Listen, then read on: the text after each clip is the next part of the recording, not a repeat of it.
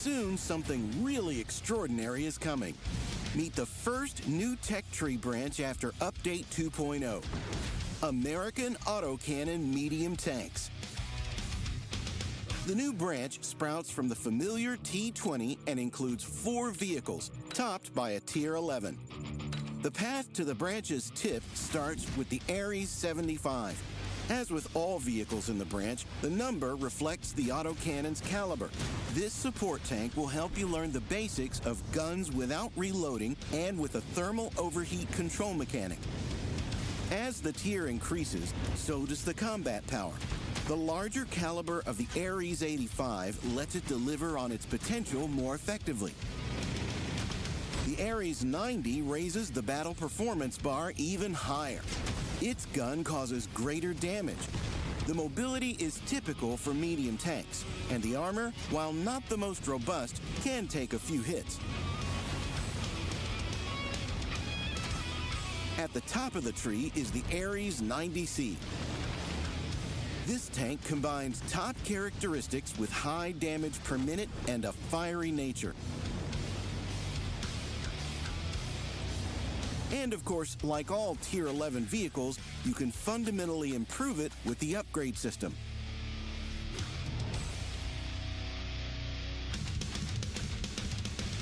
The main feature of all vehicles in the branch is guns of a higher caliber than those of Czechoslovakian autocannon tanks.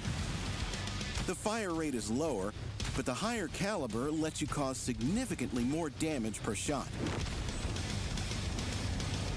The American vehicles don't have the usual reloading system. At the start of battle, or when you change the shell type, a belt of the selected ammo is loaded. Afterward, you can fire as much as you like until the gun overheats or your ammo runs out. This mechanic lets you control the fire rate. In some combat situations, it's better to fire single shots, chipping away at your opponent's HP. In others, you can unleash a barrage of fire to cause maximum damage in the shortest time frame. The choice is yours. Another important feature of the American autocannon tanks is the new thermal overheat control mechanic. Each shot generates heat. The higher the temperature, the greater the dispersion. The gun starts to cool soon after you finish firing. If the temperature reaches a critical level, the gun locks and cannot be fired until it fully cools. One more trait of the whole branch is reserve tracks. If the main track is destroyed, the vehicle isn't stopped and can keep moving at a slower pace. To fully immobilize the tank, enemies need to destroy the reserve track too. This chassis feature helps you stay on the move, searching for new tactical opportunities. American autocannon tanks are for you if you like to control the rhythm of battle. The vehicles are perfect for flanking. And from long range, they provide good support to allies. Even if they don't penetrate, they have the enemy feeling on edge with constant pressure. Just remember to stay balanced and avoid the gun overheating. Choose your fire rate wisely. Don't take risks and keep an eye on the temperature, and high DPM is yours. As is the blast you'll have firing. Meet American medium tanks with autocannons. Stay in control, stay effective.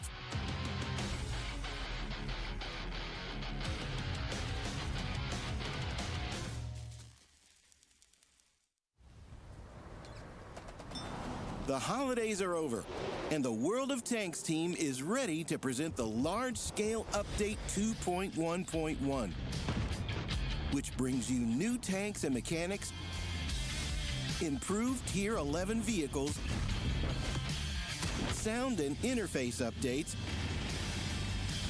varied modes, and enjoyable rewards. Let's start with the hottest edition, the new branch of American autocannon medium tanks. It sprouts from the T20 and includes 4 vehicles, topped by the Tier 11 Ares 90C. The newcomers differ from Czechoslovakian autocannon light tanks with a lower fire rate, but larger calibers and higher damage, as well as the unique thermal overheat control mechanic. These vehicles don't have the usual reloading system. At the start of battle or after you change the shell type, a belt of the selected ammo is loaded, which you can fire without stopping, only pausing to prevent the gun overheating. In some combat situations, it's better to fire single shots, while in others, you should unleash a barrage of fire to cause maximum damage in the shortest time frame. The main thing to remember is that the hotter the gun gets, the greater the dispersion. If it overheats, the lock system will kick in, and you'll need to wait until it fully cools. One more feature of these vehicles is reserve tracks. Thanks to these, you'll keep moving if your main track is destroyed.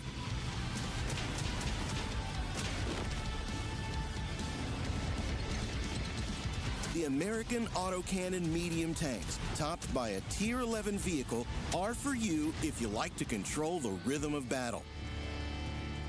But if you want to try some different gameplay, take a look at another 2 new Tier 11 vehicles. Let's start with the Japanese STK-2 heavy tank, which carries on the tradition of the Type 71.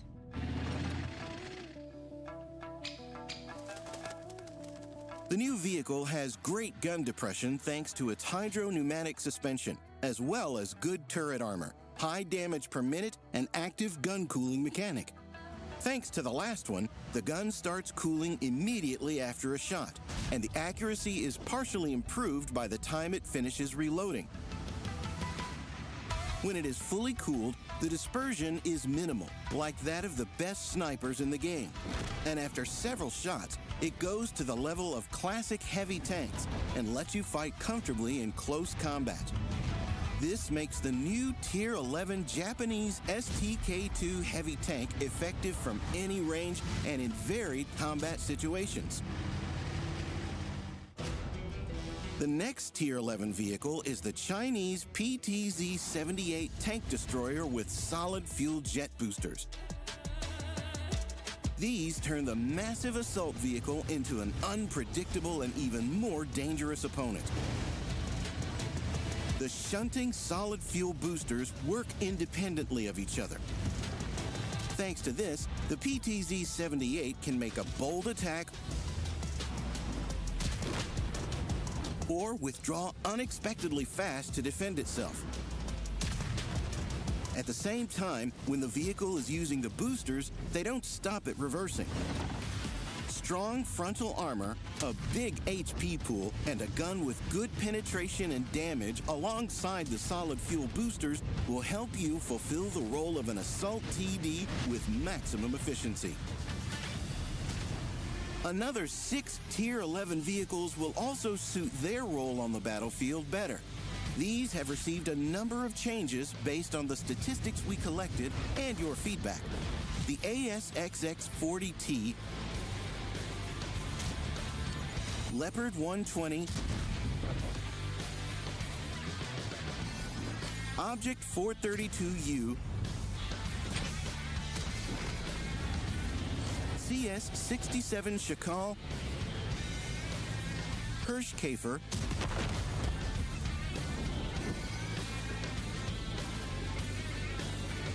and STRV-10712 have had their characteristics improved.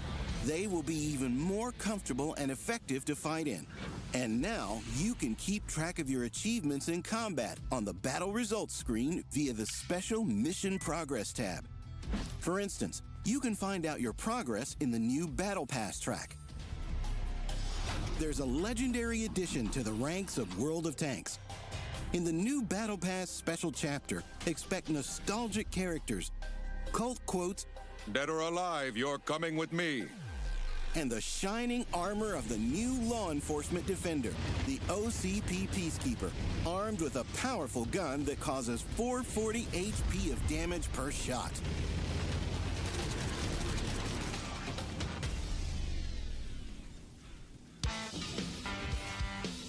important updates await you in the latest installment of Onslaught. You'll find expanded statistics in which you can see your progress for each day of the season. The Bond Shop has some additions: a new Tier 9 vehicle, the American LTC-2 light tank, as well as new improved equipment, the telescopic observation system, and tactical concealment net. Now you can head into battle with the Chinese 114 SP-2 tank destroyer with high alpha and a rotating turret. And you also have the opportunity to rent new vehicles: the Ho-Ri 3 Super Conqueror and K-91. Erlenberg has been added to the map rotation, while Klondike temporarily leaves. Several maps have gotten selective improvements to make the competitive battles more dynamic and exciting. The audio design of Onslaught also continues to improve. The improved sound physics transmit the sound realistically, accounting for reflections on surfaces and bends of obstructions. Charge into battle and keep fighting for the main Onslaught reward: the Tier 10 Polish Ashbringer heavy tank with a unique style and a trained crew. And if you need a break from the tense battles, a few familiar modes await you in the new update. On February 2nd, Frontline will start in its familiar format, now with vehicle playlists available. Control your favorite Tier 8 vehicles and fight for valuable rewards on 3 epic maps. 2 arcade cabinet sub-modes also await: Snowballs, a fun firefight with sped-up vehicles, and Ice Age, with dynamic battles and dizzying skids on slippery maps. Have a blast and get rewards in the winter merriments. More good news. With the updates released, the opportunity to get the Outstanding Collector achievement remains in the game permanently. Collect all researchable vehicles from Tiers 6 through 10 that were in the game before the release of Update 2.0 to get unique, honorable insignias. Log into the game to research new and improved vehicles, get rewards, and feel high-octane thrills in different modes. Let's battle!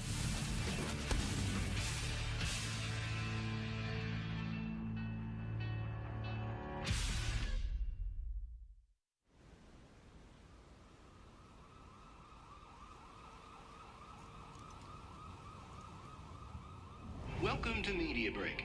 Good evening, Delta City. Gangs are running wild as violence spreads through the streets. Officials assure citizens that Omni Consumer Products is working on a solution. We know how to deal with crime. The OCP Peacekeeper. Ready to know more?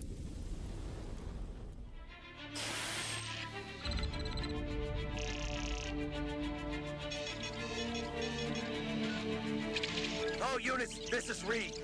We have a 211 in progress, multiple armed suspects, active shooter situation. Move in now!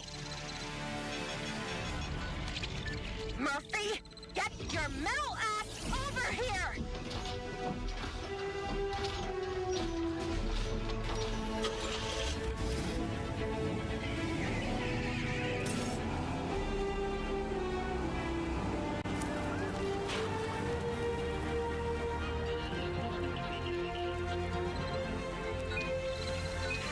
RoboCop, OCP is sending you reinforcements.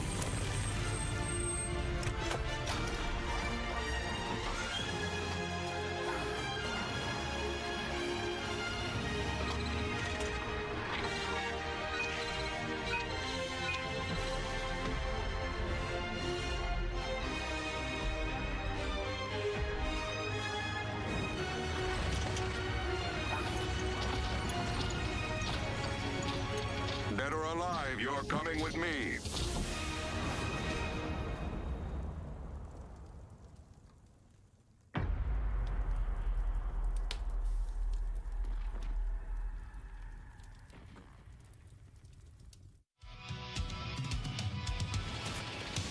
The new year in World of Tanks is starting with a bang. Because because very soon something really extraordinary is coming. Meet the first new tech tree branch after Update 2.0. American autocannon medium tanks. The new branch sprouts from the familiar T-20 and includes 4 vehicles, topped by a Tier 11.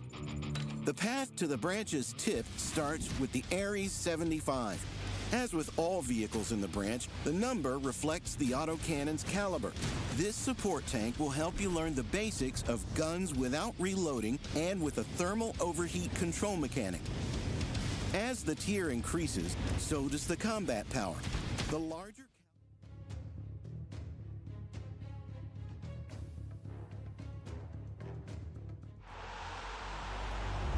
With the readjustment here, is Illusia going to get another shot in towards the lower plate? Yes, that means one shot on towards the 50M. Is Max going to pick it up? Good shot in towards the cupola. It is the 1v1 we've been waiting for here, and he does it. The OLS Season 5 is already here. The best teams are ready to head onto the battlefield. Who will you be supporting? Root for your favorites, follow their journey, and stand by them. With you on their side, they'll be unstoppable. You take hits together with them, and that means you go all the way. Behind every vehicle is a personality, whose quick thinking and precise actions can change the outcome of battle. Victory is 100 shots and maneuvers, plus 1,000 emotions on the other side of the screen.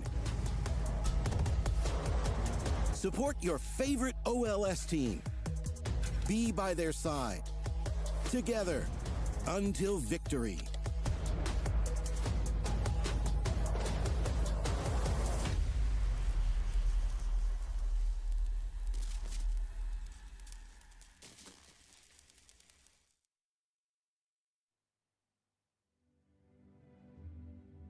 Hello everyone and welcome back to Season 5 of the OLS Onslaught Legends series, sponsored by Surfshark. We have a new partner and a bunch of new teams. Taki, are you excited already? I'm always excited for Onslaught, Phil. You know that. And I'm always more excited to cast with you than with Kihan, but that's a little secret between us as well. Did you tell him as well, right? No, I would never say that to him. I would never say that. No, it's of course another season to see where the teams stacked up. But first up, Phil, you mentioned a new sponsor. I think we should introduce him as well. Yeah, I mean, Surfshark is a VPN service. They're designed to make sure that you're staying secure online. They protect the privacy, obviously, keep all the connections private. And you can use it if you're gaming, traveling, browsing. It's a very easy way to stay protected. And one of the great things about Surfshark is that it works on all your devices. So it's unlimited. You can use it on PC, phone, tablet. If you have, I don't know, some extra laptop, wherever you're playing or browsing, it's fast, it's reliable, easy to set up. And I mean, that's what we need, right? I used it multiple times already in the past, even before the sponsorship. And it worked wonders. And we have a special offer to all the viewers. You can go on surfshark.com/OLS and use the code OLS. You use it at the checkout and you get 4 months of extra Surfshark VPN. So go to surfshark.com/OLS, use the OLS code, and you get 4 months extra to your plan. Very easy. I think we can go back to the tournament action. We can indeed. A lot of big decisions here, right? Some roster changes as well, of course, but first let's go over the schedule. We're back to our usual Tuesday, Thursday, Sunday, with then a mid-season break around the 3rd of February with a Thursday and a Sunday off, and then of course phase 2 kicks off on the 10th of February, and then of course the 21st and the 22nd of February is when it all concludes. It's when we decide who is the winners, not only in the OLS, also in the OCS and the OLF. Exactly. So you can see the prize pool here is already up to 44,000, obviously also with the support of our sponsor. You can also see that this time we decided to separate the prize pool a bit in terms of playoffs and regular season. So if you're ending high up in the regular season, you're already securing quite some money. And if you end up maybe in the playoffs struggling a bit, then you still have a great performance over the majority. It's, I think, 12 stream days in total. So you're being rewarded for your consistency. Plus, we have upped the regular season rewards for the lower part of the bracket. You can see 5th is now getting 2.5 and 7th is getting 1.5. So a bit of extra money for those teams as well. Yeah, basically with this, of course, Phil, we're also encouraging the teams to do a little bit better in regular season, make a little bit more stakes there as well. But you can support the OLS as well by checking out the bundles. Of course, the most interesting one is the Oracle bundle. The Oracle bundle this season a little bit different again than last season as well. It's available for a bit longer, right, Phil, to predict what team is going to win the OLS. Yeah, I mean, you can see the rotator stopped at CTR, one of the new teams. Maybe they are the ones to be lucky this time. Lucky you can also get with your Twitch drops. Not only do we have Twitch drops on Tuesdays and Thursdays, but also on the weekends, and you can see extra drops there on the last weekend. The token store is available in the in-game client, and with a really cool new feature where you can see the OLS tab, you can also directly get redirected to the store where you can get a bunch of cool tanks, customization, boosters, and yeah, should be something for everyone. Yeah, and today, of course, we got a little bit extra as well. First up, we got the 5 tokens, of course, but also the BZ75 rental and the E4 rental. And believe it or not, both of those tanks are actually very, very good. The BZ75, an all-round heavy, especially for maps like Cliff, and the E4 is your go-to heavy, and I did not mispronounce on almost everything else outside of that. Yeah, I mean, the combination of high alpha, and you mentioned it, it's playing a bit like a heavy, because while it doesn't have that much base HP, it has the ability to kind of get some extra HP. Talking about the teams now, we have a bunch of new teams and some reoccurring ones. So Lotus is back. They will play in the first match against Hit and Run. Later we have W versus Cashback, definitely something we have seen a bunch of times already. And then 2 more matches with the new teams. Yeah, of course, and there's a lot to look forward to as well, because W versus Cashback on paper sounds like a matchup that we've had many times before, but this is a different W, Phil, right? That is for later with the departure of Frugo. Lotus back against Hit and Run. If there's any true test to the season, this would be it for Lotus. Hit and Run always extremely good during these regular seasons. It's in the playoffs they tend to struggle. Yeah, I mean, Hit and Run had one of the best seasons so far in Season 4, where they ended up with, I think, 11 out of 12 victories. So pretty impressive stuff for them. They did not change anything in their roster, which is usually a good thing. And yeah, Lotus, a lot of new faces if you compare it to the team that we had, I think, in Season 2 or 3 under the same name. Yeah, it's a completely different team altogether as well. For them, it's going to be a true test here today of what can they do. Hit and Run's Deja, standout player. I don't know if he's going to be participating too much, though. Yeah, I mean, for the first 3 days, because there are obviously no up-to-date stats already for the matches that haven't been played, we used the data from the Winter Invitational, and he definitely has performed. Performing is as well something that people expect Hit and Run to do. 80% is already like where I'm saying that's the usual mark for like high up values. 90% is really high. 98%, I'm not sure if we had that already. When I voted earlier, Phil, I don't know if it changed since then, but it was like 100% for Mafia, and it was like after 40 votes against Vulgus. So we'll see later if that ended up changing. But 98% is very, very high. I feel like there's like 1 person that voted on Lotus. Maybe 2. Yeah, 1 or 2. Maybe one of their own players or like a friend of them or something like that. But either way, a bunch of names that we have already seen playing both for Team W, but also for Lotus and Ping, Polish squad there. Taking a look at the maps, there are a bunch of new maps. Tundra, we have seen it at WCI, but not before in the OLS. And Ruinberg is completely new. Yeah, Roomberg is completely new indeed, and I'm looking forward to seeing it, but we will not be seeing it right now. Tundra being banned, Pilsen being banned, gives us Morovanka as the very first map between these two, and then into Pilsen. Of course, it is important to note again, if you didn't see it yet, that best of 5, so we are only going to be playing 2 maps before a potential tiebreaker. Yeah. With that being said, we had a bunch of like minor map changes as well. The middle of Morovanka, like the angles towards the the southern point of interest for the radio was changed a bit of extra vegetation. I think Sand River had a bit more substantial changes, especially in the middle area. We'll probably see it in one of the later games, but Morovanka, aside from that, fairly unchanged, and Cliff obviously an all-time classic where everyone should know the positions by now. Yeah, for sure. I mean, Cliff, not really any changes to it. Morovanka, you said it, a few bushes here and there will not be the most impactful ones. Predictions, though, between the casters. Well, that's a way to start off the season. Banter, the only one to give a singular round to Lotus. The rest of us, we're going in strong, huh? 3-0 across the board. Yeah, I mean, that definitely also puts like kind of like an emphasis on this 98% of the community predictions, which was fairly one-sided as well. But Hit and Run actually ended up winning their first Onslaught tournament, which was like a not show match / WCI event with the Winter Invitational.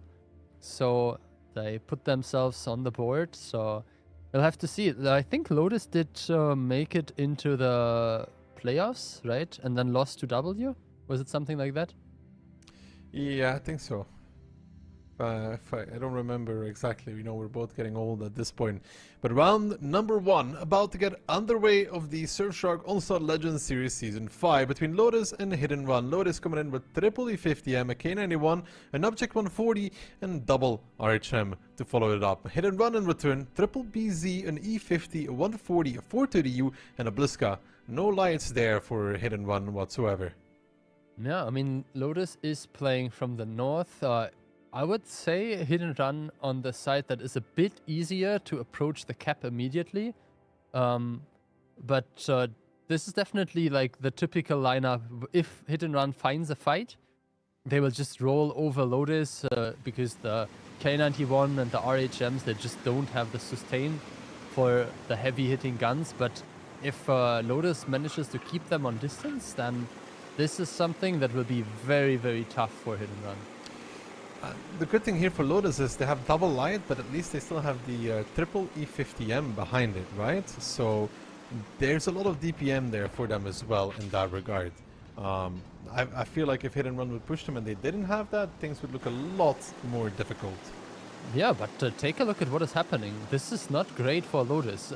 They don't have a strike on Jordan. You can see the K91 is spotted, and Ketsai should be able to claim the strike before the other strike is claimed. So he applies it onto Bocik. He did not manage. That was very important. Bocik actually, also he missed. Yeah. Yeah, I mean, that was critical. Only one reset though. And I mentioned it, Jordan still no option to decap. Now Botchans needs to drive forward. Tsek gets decap, which gives him some extra time. 15 seconds left. Hit and Run still up roughly 3k HP. But yeah, the longer those decaps are happening, I think the better it is for Lotus. I mean, Fanak is going to get a free shot here. Botsian's indeed forced to peek. Does he get it on time? He does just get it, but look at a damage bleed in return. Down towards 381, and now Sokol and Tarks are going up and over, trying to get into them. They know it's the BZs, and they know they don't have a lot of DPM, so they're trying to focus them out. Click is going to be the first one to get focused. Down towards 844. Few more shots will be needed. They do find it. A good kill there. The first one for Lotus. They're keeping Botsian's alive, but the HP is dire, and the middle of the map is being overrun by Hit and Run. Botsik down towards the one shot, and Jordan hightailing it out of there, trying to escape, but Tarks falls to the blast of the BZ, and now they're continuing on towards the Object 140, trying to get the DPM out, and Lotus is doing what they can, but the health bar shows a different story altogether, as Hit and Run find very great success with this initial cap, and it's mop-up operation. For a second or two, you would think maybe Lotus can get back in it, but it's just too hard with that double light to really push back into this meaty lineup. Yeah, and I think it's an important thing to highlight the role of the BZs. You mentioned they don't have the greatest EPM, and having a fight with E50Ms against BZs looks like it's a good choice to just, you know, use your high DPM tanks, but the BZs are the tanks that can take a bunch of shots. And if you have the 140 and if you have the Bliska that are firing in from the side, keep in mind also Ketzai E50M with Monster, also same funny button role. They have the DPM and they did not get focused at all. They survived the whole match, and if a BZ or two dies, it's not really the end of the world, right? No, I mean, the BZs, they're supposed to take the damage as well, right? And you see those E50Ms are able to find one of them rather quickly, but you know, when you lose basically a full E50M already and you have double light, they needed, what they need, I guess, is Jordan to generate a mini strike. So they get another reset, so the rest of the team has more time to come close, right? Now Botsians can't really blame him for it. He has to reset. He's still second on damage, by the way. Yeah, that's a pretty good result. He did fairly well in terms of shooting. You can see here 27 decap points as well. Tarks, I felt like he was a bit over-eager. He drove in. I mean, he didn't even get some like significant ram off because the BZs have quite some armor. But yeah, you mentioned it. It was very last-minute coordination there in terms of who is getting which decap. It looked good for a moment, but then it was just the HP difference. And yeah, as we've mentioned, the 140 stayed alive for quite a while. The 430U as well, dealing some damage. DJ, obviously, he's losing quite some alpha damage over distance. But it was good enough. 3 kills picked up as well, so that's how the 6 shots only ended up dealing 2.3. First round in favor of Hit, and one extra thing that I've noticed is that Click was playing, which means that both Pan's Fury and Decha seem to not be available. Yeah, no, I mean, you know, Decha might be doing something in Panzer Fury, but Panzer Fury is a big miss for Hit and Run, though. But at the same time, you know, it gives Click a little bit of gameplay time as well, which is good for your standby, your reserve players to at least... Yeah, I just checked. They don't have anyone else in the lobby, so I mean, I guess maybe it's just like they decided to schedule it in a way that Click plays today. yeah, and at the same time, you know, for Click it's good, right? He gets a little bit of experience under his belt, gets a little bit of gameplay, gets a little bit of action. You never know. Sure. You never know that at some point in the season he has to step in, anyways, right? No, I think he played the very first season with W, no? I think so as well. Yeah, I have memories towards this. I think he also played on like a laptop at 40 FPS, if I remember well. That is possible. But yeah, with that being said, we are about to jump into the second round of Morovanka. We are switching sides. I think Hit and Run had the side that is better for an early cap, because you can kind of like get there quite nicely. Do you think that they will attempt something similar again, or do we see something else from Hit and Run now? No, I mean, like, against a weaker team like Lotus, it's not a bad idea to force the fight, right? Like, sure, you could outplay them on the light department, the longer game, the slower game, but why? Ooh, that's interesting. But why do that when you can just force the fight and not risk, like, running into a cap, for example? And interesting, Lotus coming in with a Type 5, a CS, a K91 triple, 114 SP2, and an RHM. Of course, Phil, since this season the 114 is allowed in Onslaught, right? Yeah, I haven't seen anything about restarts, so the teams are confirming their readiness. This looks, I mean, the 114, very experimental. 114, we've seen W play triple Gorilla, right?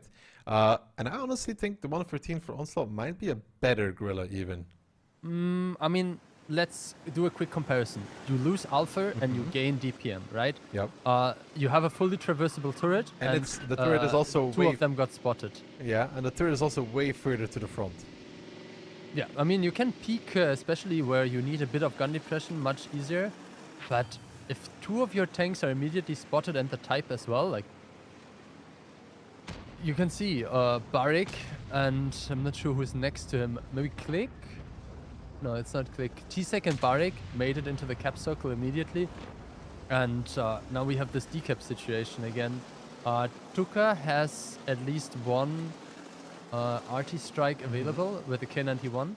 But He might actually get shots into Oh, he gets it. rear of Barbarian. Yeah, Yeah, he that's put a good shot there on to the back of Barbarian, and this mini strike would reset 2 people as well. So, nonetheless, Barbarian getting spotted out again. Tuka getting another good shot there. The Canadian one being a little bit annoying. Barbarian and Tsek now looking to push, but double 114 is covering this. Can't forget this. Tuka takes one from the 50M, and in the meantime, in the forest, it's a 3v2 situation for Lotus. So this battle so far not looking that bad. The Type 5 has arrived on towards DJ as well, and I mean, Type 5 versus BZ75. I know who I'd put my money on. I mean, I would put my money on the BZ that is getting supported by 3 other tanks. But yeah, take a look as well. On the right side there, the HP bar of Monster in the light tank dropped to 1.3k.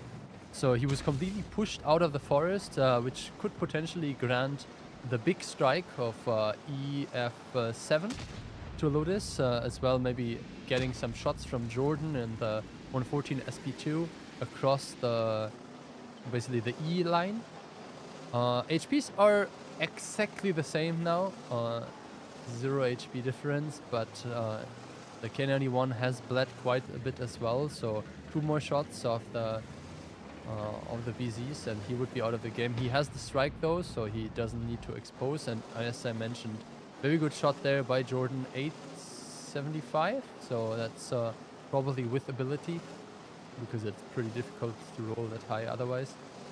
Hit and run still having good cap pressure, and we'll have to see if the reset coming in. First reset comes in, I guess he uses the strike. Tier 3 strike, dealing good damage as well. 500 damage is not insignificant, right? No, for sure not. It definitely adds up as well. And Botsians and DJ trading it out again. That Type 5 wants to take the trade here, and the BZ75s are starting to push out of position on towards Tuka. He's down towards 881. DJ not fluffing that one. 140 coming in support as well. If he hits one more, then he will be a one shot. And now Tuka is going to die. The second Barbarian, they find the mark, they find the kill, and they pick up the kill as well. Jordan, in the meantime, down towards 265 HP as well, and this is going to be a tough fight for Botsik and Twist, but they do find Monster very, very quickly. Yeah, I mean, I think the important thing was basically Tarks, who got spotted quite early, and that kind of triggered the BZs, because they know it was only one of the tank destroyers covering. But yeah, now Katsai not in a great position, but looking at the overall HPs, even if Katsai dies, he will be quite expensive, and with the HP advantage that Hit and Run has, I'm not sure if the light tank advantage will be so significant, because they are dwindling like down to 2k HP now. Yeah, this is going to be tough for Lotus. I mean, Twist will not die, so they stay alive with these guns, but Botsians is in trouble in the Type 5. I don't think he's making it out anywhere. Click is chasing him down. Barbarian is in it as well. Of course, they have the light advantage and the mobility advantage with the CS and the RHM. But like you said, the HP is really, really bad. They need this 114 to hit some stunners, to be honest. And Botsians and Click, they spot each other out. Click is hunting for it as well in that E50M, trying to take it slow and steady, trying to get the kill out. Maybe he should even commit for this, but he knows there is cover for Botsians. Maybe they will wait just for the strike though. Barbarian now getting spotted out in the BZ. Does Jordan get a shot? Doesn't seem to be it. He did pop his ability, however. Twist just bounced. So yeah, now the jig is up. Everyone is spotted. A bit of damage is, or a bit of shots at least, are flying left and right. But 2 tanks in the cap circle now means that they have all the information needed. Bounce as well onto the Type. So surviving for one more round, but yeah, the reload came in. The strike was picked up by the RHM, but I don't think the light tank will be able to make the difference here. Do you think it was like the tactic was not good enough, or was it just the implementation? Well, bit of everything, right? I feel like it's a tactic that is very hard to succeed in first place. Ideally, you play against no lights, I think, when you're playing something like this. The fact they know from the beginning you have double 114. Tuka at some point also took a lot of damage. And like you said, Tarks leaving the position really opens Tuka open. It leaves him in the open in that F1 position, right? Yeah. And I mean, the tank has a fully traversable turret and it's not super slow. But from what I remember when I played it, it's like the ground resistance compared to connected with the power to weight ratio, you're not getting across this hill quickly enough to support. Basically, if you're spotted on G4 on the basically eastern side of the ridgeline, there's no way you can help F1 before the K91 dies. No, no, for sure not. And that's why also, you know, they pushed on Tukai, who's already 800, and they picked him up. I think it's just a heavy, like a heavy gamble that you're playing if you're Lotus. Ideally, you don't play against the light. They play just some cap strategy, and then you have the K91 playing up front. He's baiting. They push him. All of a sudden, bam, bam, minus 1,000 on each tank, so minus 2k. You have the 4s, you have strikes coming in, you have another 114 somewhere on the K line, whatnot, and then it becomes a real issue for hit and run, right? When they don't know that there's triple 114, but when they know 2 out of 3, it becomes a whole lot less of a worrisome factor. With that being said, that is obviously concluding Muravanka. 2-0 hit and run, that means we are still on track for our prediction, and I have to say, from what it seems like it right now, hit and run looks like they are not dropping the ball here. No, and you know, we mentioned it with the prize pool in the beginning of the season. Matches now are even more important than the season before, right? You want to get the lion's share of that prize money that is given out before the playoffs happens, right? Yeah, I mean, it's basically 1k extra per position in the upper positions, and I mean the difference between first and third is basically 2k extra for a team. That's a nice split, even if you divide by like 8 or 9 players. Yeah, that's a decent hotel room already. You know, a few days out in, I don't know, Limassol or something. Yeah, I mean, you can see here Tuka did his job in terms of decaps. He brought a bunch of them. Also, I feel like for the position that he had, dealing 3.2k damage is not bad. I'm not sure what happened to Monster. Like, sure, he has some assistance damage, but he died fairly early. We missed the forest fight, right? So something happened there that left Jordan on a one-shot and Monster on a one-shot. Yeah, but like I checked, he took 6 penetrating hits. Like, you have like 2.5k or something HP. It's not like he just got 2 tapped by the tank destroyers. No, might have been getting caught out. We kind of missed out because we were watching 1, 2, 3, 4 line fights coming out. For Lotus, yeah, they're trying, but so far the experience of hit and run just far superior. They're taking it very straightforward, you know, go for the fight, because the fight we can control. When you start playing like these light battles, you know, some stuff can happen. You know, take a few lights and the EVR makes a bad run, he takes a few too many shots, they're playing some gimmick, you know, you can run into some problems. They are avoiding that by playing good old standard World of Tanks, pressuring the cap, and then letting Lotus make the mistakes, and now Cliff is all about that pressure. And I mean, hit and run will be able to, in theory, even drop around and still get the full points. Obviously, for our prediction, that would not be very good. Either way, I think we have seen that even if there are like some inconveniences for hit and run, like ending up getting decapped and then like having to like struggle and get out of the cap and chase some tanks, they managed to adapt to it, as well as like basically adapting to this triple 114 thing, which I would assume they haven't seen that much in like trainings either. So Cliff should be a matter of like doing your homework and executing properly. For sure. Cliff is all about those brawls more often than not. Like, sure, you can play some gimmick stuff if you want to, like the original FV can work, to be honest. It can really work, as sad as it is, you know, like it can be very good, but it can also be disastrous. It's like, I think Katsai was the one that played FV on Cliff, no? He's been playing FV a lot this season, let me tell you. I already had some Spanish casters complaining about it. Looks like we have a tank destroyer, but it's not the FV. Barbarian just switched from his 268 back to a BZ. Lotus coming in with 5 Batchets and E50M. Was it Season 3 where the Batchet started with an initial charge? This is no longer the case. Yes, I think it was Season 3 that it started with, but that also got reverted in the mid-season patch, I think. It was only a very brief period of time where the Batchet started with it. I was very happy about it. But it being reverted back to no charge? No. I love playing like this kind of tanks. So I think it's a cool thing to see a tank that has a lot of ups, but then like clear counterplay. You can get double tracked with no armor. HE is good against Bedshed and so on. So I personally like that the Bedshed is being played. But I understand that, especially in combination to the buffs that the Bedshed had received at that point, it was maybe a bit too much. That's why we reverted it. But let's see. 5 Bedsheds here. First 2 Bedsheds are spotted now on the way up.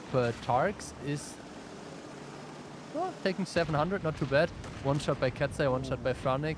That allows as well the Inspire, but look at Tuka. He's not supposed to take that much damage. No, he kind of overpeaked a little bit too far. Jordan, in the meantime, going straight for Monster, and the fight is erupting in the middle of the map. Monster dropping off Botsians, and Twist now clipping out towards T-Sec and the BZ-75, but BZs retaliate, and they find Botsians before he puts everything out. Hit and run, again, leading by quite a lot of HP, but these bad shots are a tank that tries off of hitting a clip and then reloading, so that's what they need for Lotus. They need to hit that clip, then pop the ability and come back into the fire, but Twist looks like he's not gonna make it to another fight because DJ pushed in from behind from the 1-2 line. Twist now running it towards the middle of the map. It's a 5,000 HP lead actually for Hit and Run. We still have a lot of tanks in the back lines covering, and Barbarian makes it back towards the ramp, might even push towards the top. Twist coming back up as well, but he doesn't have the HP to do this. Sokol tries to get it as well, but Hit and Run with too many positions to make this happen. I don't think that the volley there was enough for Lotus, and of course Tuka taking all that initial damage was not a helping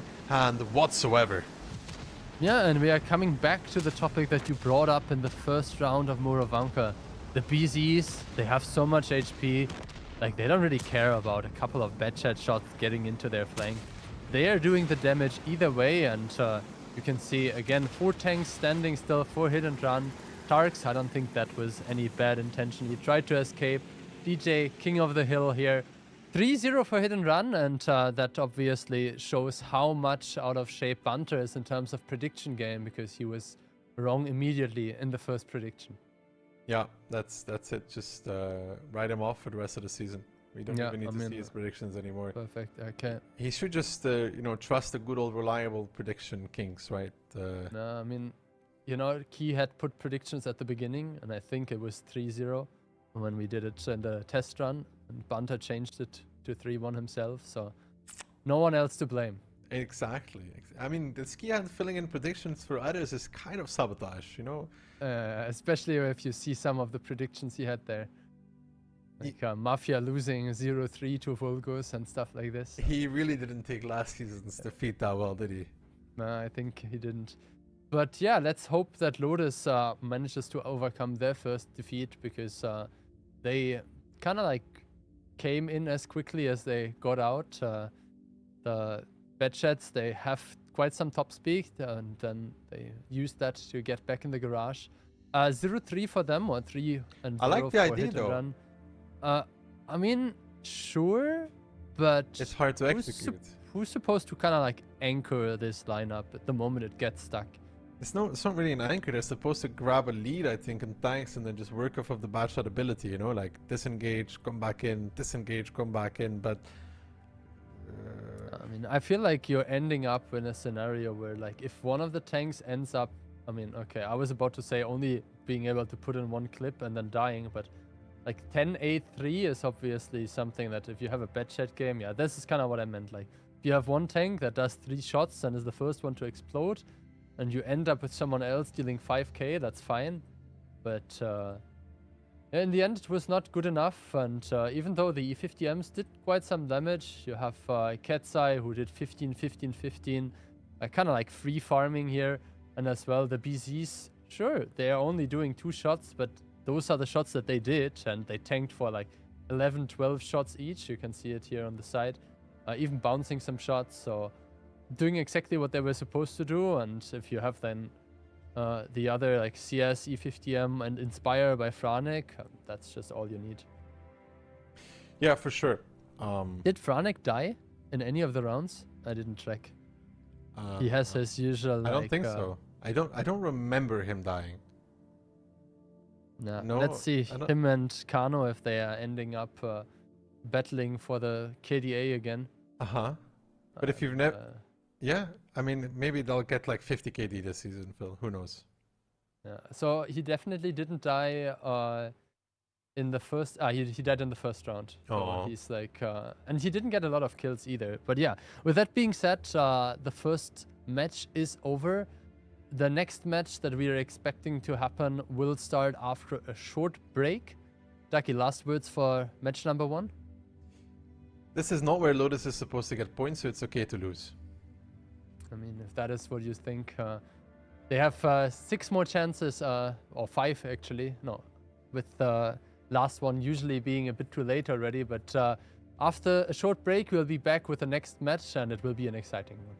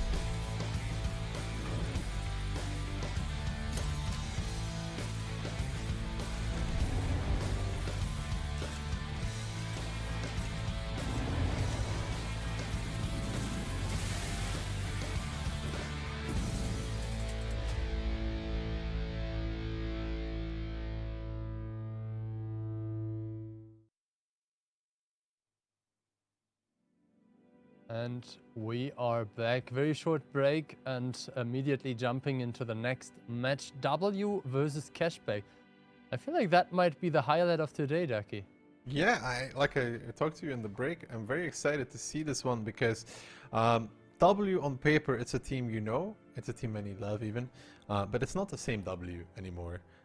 2 seasons ago, they lost their star player, I guess, baby, to the dark side, right? And then he left to China after his brief exposure to the dark side. So first on the dark side to the red side, or how do you phrase that? I don't know, like, something happened that They he wanted rescued him. Yeah, he wanted to get as far away as humanly possible from Prague, right? So he's done pretty well in that regard. And then, of course, Frugo left now as well. Of course, Frugo was not really playing with them at WCI already, kind of had to step in. But now, this is a team that is looking for a new identity, I guess. I mean, especially if you take a look at the guys on the sides there. Lukin new, Call Me Piotr and Tomic. And take a look at the second player there on the left side. He also is usually wearing a different jersey. Yeah, Squeezy is doing the back and forth, you know, like one time I'm here, one time I'm not here anymore. You never know when I'm gonna go. So he went from Cashback to W and then went back from W to Cashback. So, you know, he made the choice there. He's the highlight player for them as well.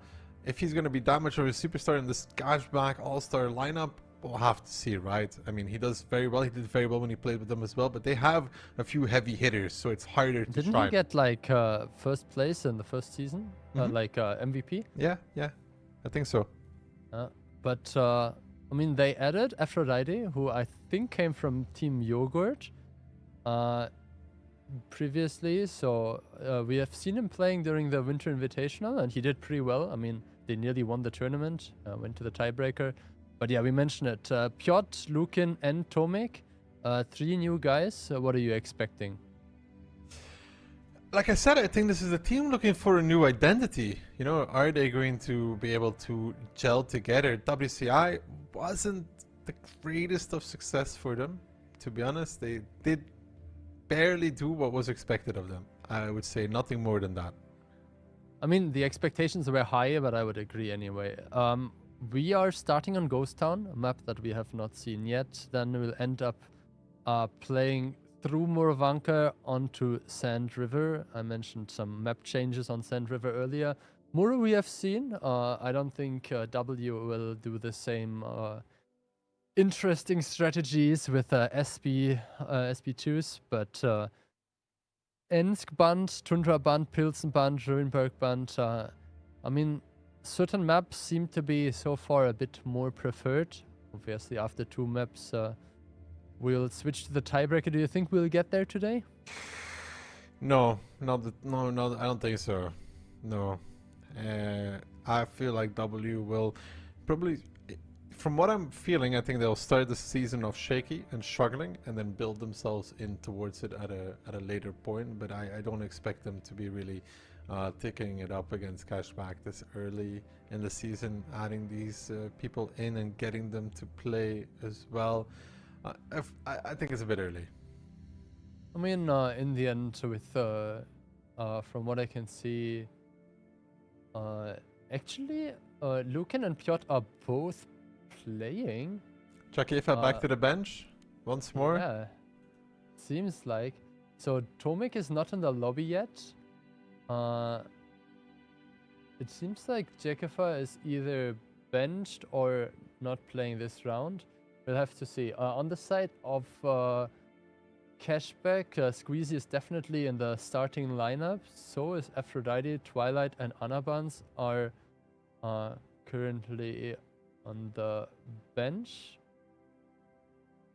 Cashback is, I think, a team that has shown quite some creativity on Ghost Town, but W obviously always good for like a round of heavy light tank gameplay. All of us but Banter predicting in favor of Cashback.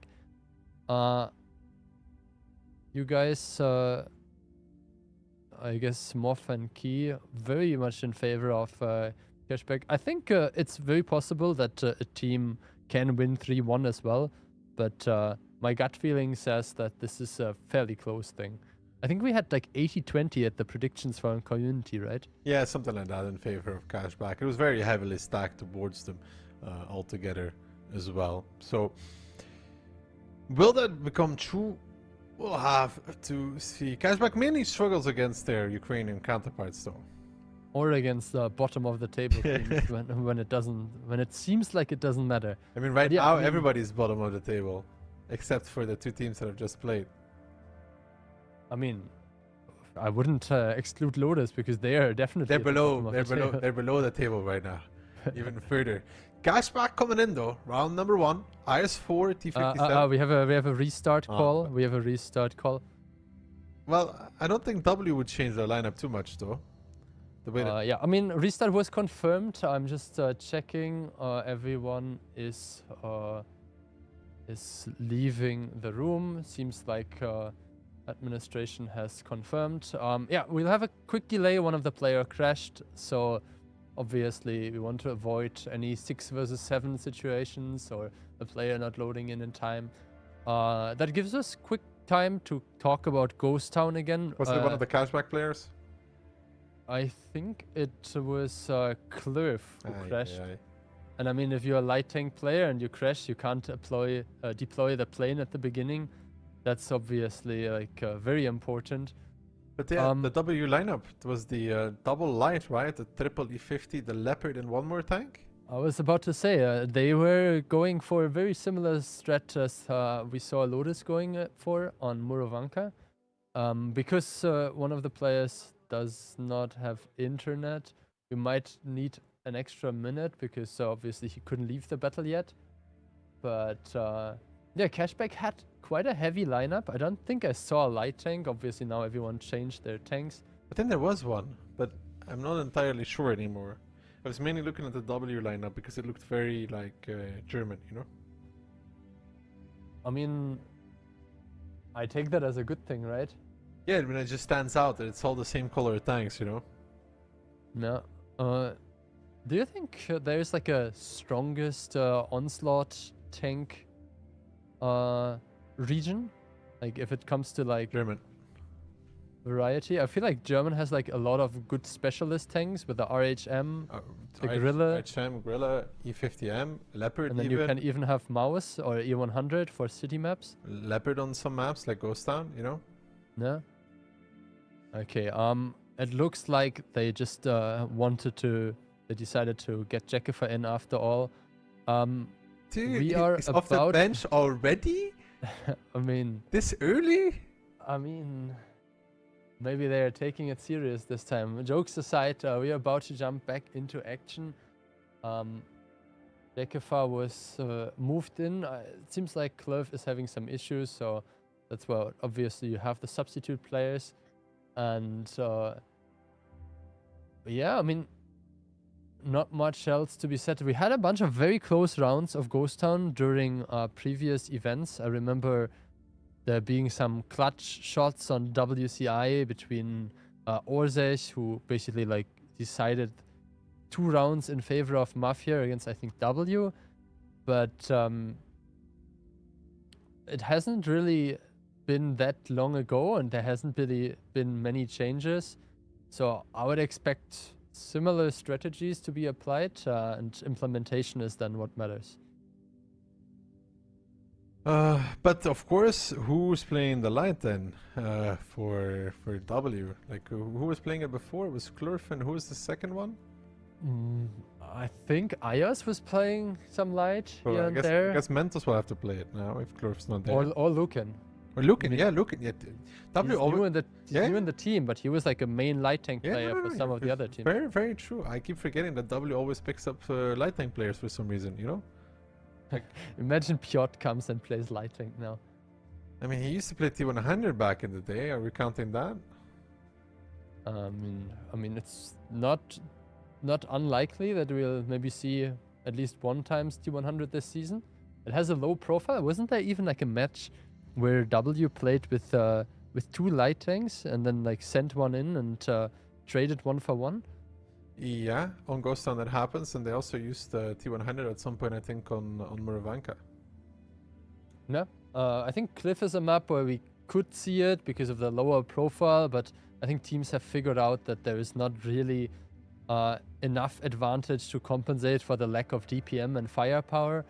I have good news. We just loaded back into the game. The players seem to all have confirmed readiness, and you were right, Liberty is playing indeed the light tank there. 1 light tank on the side of Cashback, 2 on the side of W. No longer just German tanks, Piotr in the IS-7. Double E50M, double Leopard against E50M, E4, Batchet, Type 5, T57 and IS-4. Yeah, so it's going to be Mentos transitioning into the RHM role instead of Clorf. Of course, Mentos are fantastic light tank players, so it is not going to be any worse for them whatsoever in that regard. Of course, Cashback needs to somehow lead the game here. They don't really have a quick cap lineup, but they're playing against a very mobile W that could appear on one side of the map or the other whenever they want to. Okay, so you could see Ayos only hit Aphrodite with his first plane. That means he is not able to, first of all, create another plane, and second, have Mentos deploy it, because then they would give away that it's 2 light tanks. Piotr makes it into the strike. That is something fairly usual. And the RHM very aggressive there. You can see Ayos going for the other strike as well. If they're able to get 2 strikes, that would basically prolong this whole capping situation by a lot. Ayos now managed to complete it. Piotr was decapped once by, I guess, Liberty, but has fired back into the very much exposed light tank there. Big target to hit, even if he has some cover. Initial damage going either way. I guess that is actually favoring W if you end up like getting the strikes, getting the objectives. Yeah, Little now challenging the strike himself. He does have a light tank against him. Liberty cannot really continue resetting this because he already took 2 shots of damage. He gets replaned once more. Piotr looking. Can he get the shot? Yes, he can. Little starts to take the strike, but in return, though, Liberty down towards 1.1. He takes 1 more shot. All of a sudden, he's 2 strikeable. Yeah, and I mean, the strike is not dealing like 1,000 damage immediately. You really need to like hit it onto a group of tanks. And you can see the Leopards making their strikes work as well. They decided to use 1 to prevent the RT strike capture. That obviously means that this will not be available for they need to reset. They don't have the strike anymore. I don't know if they make it. Nepal needs to reset. He will get it on towards Aka, but Aka is not the one with the strike. Aphrodite is the one that currently has the cap, and Aka is shielding him, using the Leopard 1 strike on to the RT strike and not actually getting the reset. Might just be the undoing here for W, as Cashback looks to steal it. 1 second left, and they do complete the capture. First round towards Cashback, and W left wondering already.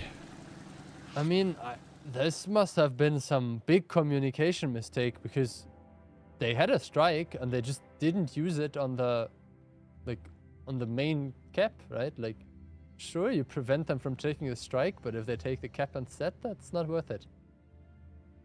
No, they used the mini strike on Piotr, like on Piotr's strike. There was a mini strike, but they missed it.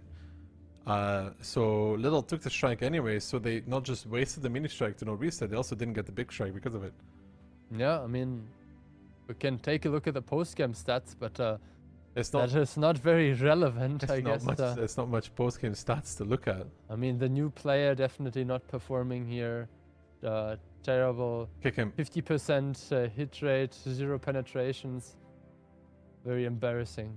But yeah, I mean, nobody will be happy about their DPM, but W will be extra unhappy because they lost this round. I don't think the Cashback players will care much. Not much to be said about the shooting. Maybe, I guess, like, positive mention towards Piotr. He did very good job fighting off the light tank. You can see here 3 penetrating hits onto Liberty. That definitely is something that could have made a difference towards the end of the game if this would have like like lasted for like 6-7 minutes, and then the enemy doesn't have like a full HP light tank, something like that. But yeah, Cashback was not really rushing the cap. They were actually even having 2 tanks in the cap instead of 3, but it was enough, and that means they're up 1-0. Yeah, it was very a good move there with Aka shielding as well, right? You saw the Type 5, the one with the least amount of points, shielding the IS-4 behind him, so Nepal couldn't even get the reset and basically dying for it. No, and I mean, Aphrodite, he didn't even receive any like bounces or anything. Like it has like 1 hits received that was at the beginning when he drove in, and then that was it. He got 98 cap points, so he did the job he was supposed to do. Also, obviously, even if there would have been a decap, you mentioned it, Nepal took a bunch of damage. He was nearly down and lost his tank. He did 1 decap shot. I think they lose anyways, no? And Nepal's dead after. I mean, exactly. They needed Piotr to somehow get the strike, or at least they need the Leopard 1 strike to buy some. I mean, even if the Leopard 1 resets the cap once more, they get 30 seconds. They still need to move in though. As long as Piotr can't take the strike, they're forced to. So maybe Liberty Straits were calculated after. What happened to Aya's strike? He used it. No.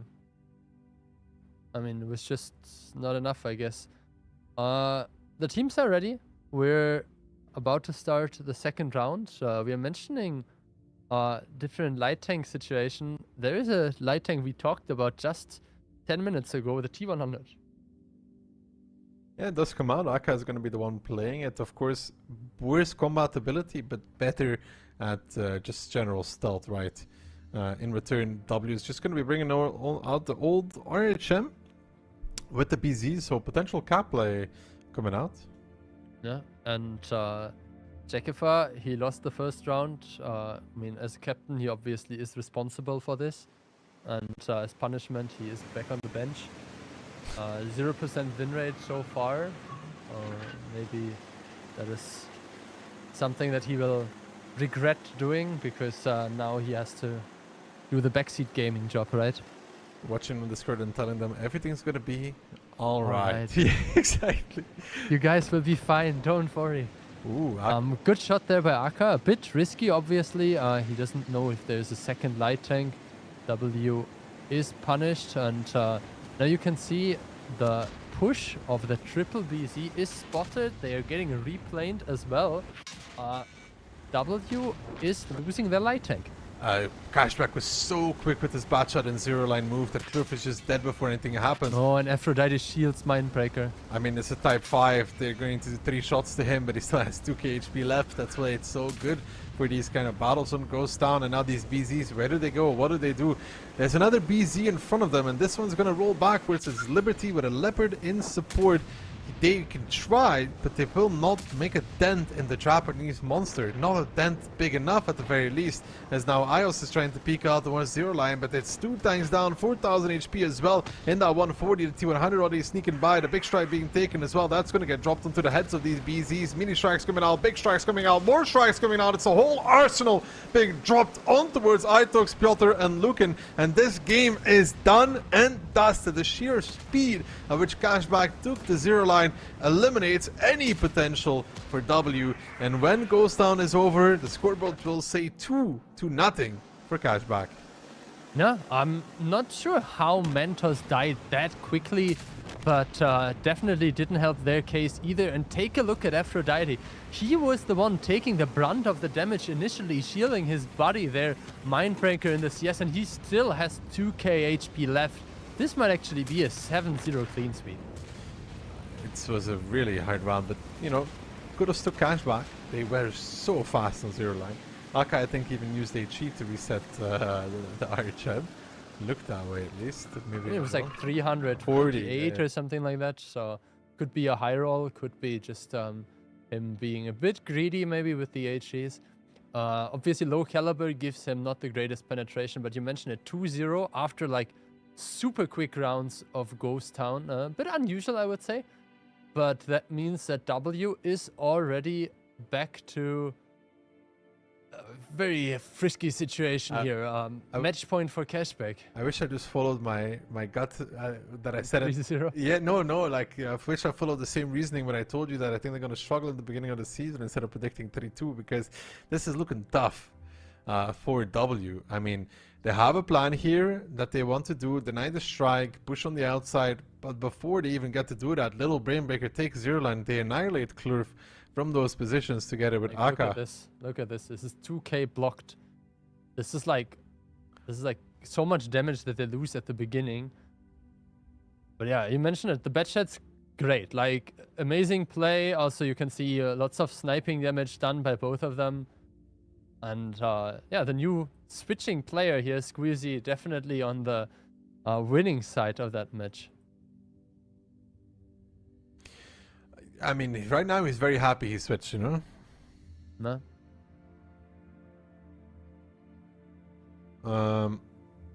What was the second map? Muro. Muro, yeah.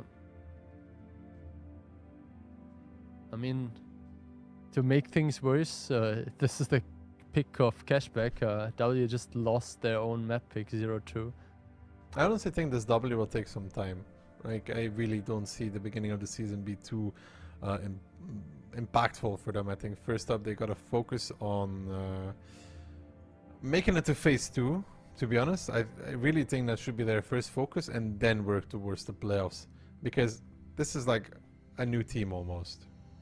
I feel like if you would ask people who they would expect to be at the bottom of the table, they would like naturally point at the teams that just came into the league, being either Vulgus, CTR, or Lotus.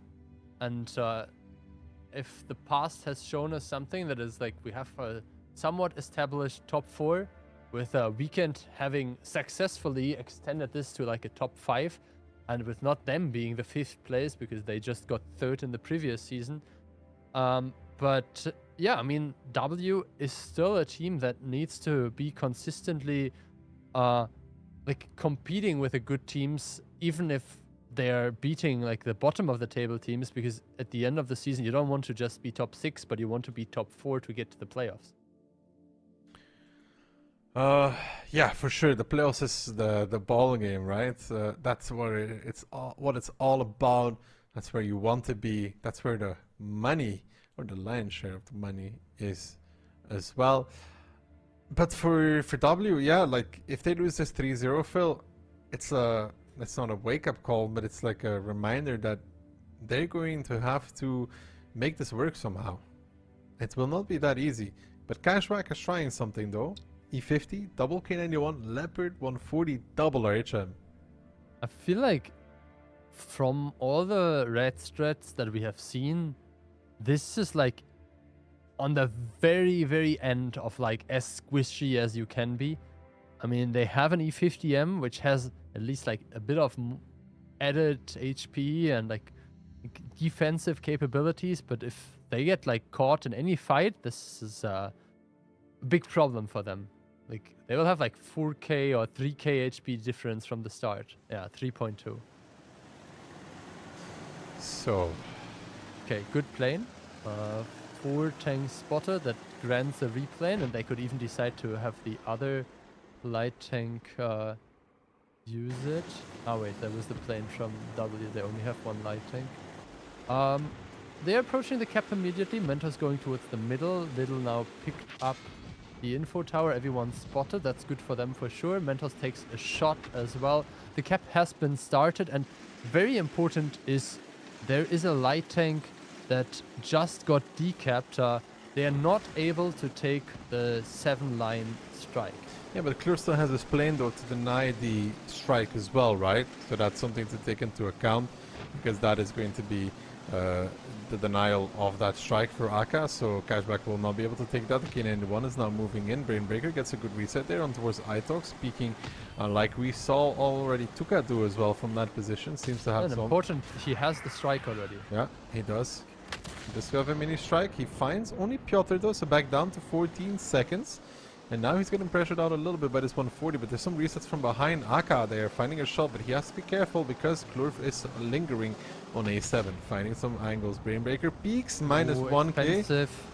They need to reset. Brainbreaker doesn't have a choice. He has to repeat this. He needs to get a reset. The strike misses. W might be stealing it. Brainbreaker taking another shot here. It hurts. He does get a mini strike out of it, but the big strike will actually come his way. Drop towards a one shot.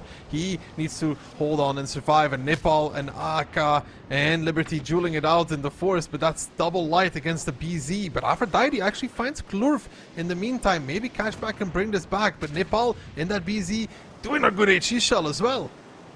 Yeah, I mean, that was definitely important because the BZ will not have a great time chasing the light. You can see another kill now being picked up, equalizing the score. 6 tanks left on each side. Cashback down roughly 3k HP, but that is what we had at the beginning as well.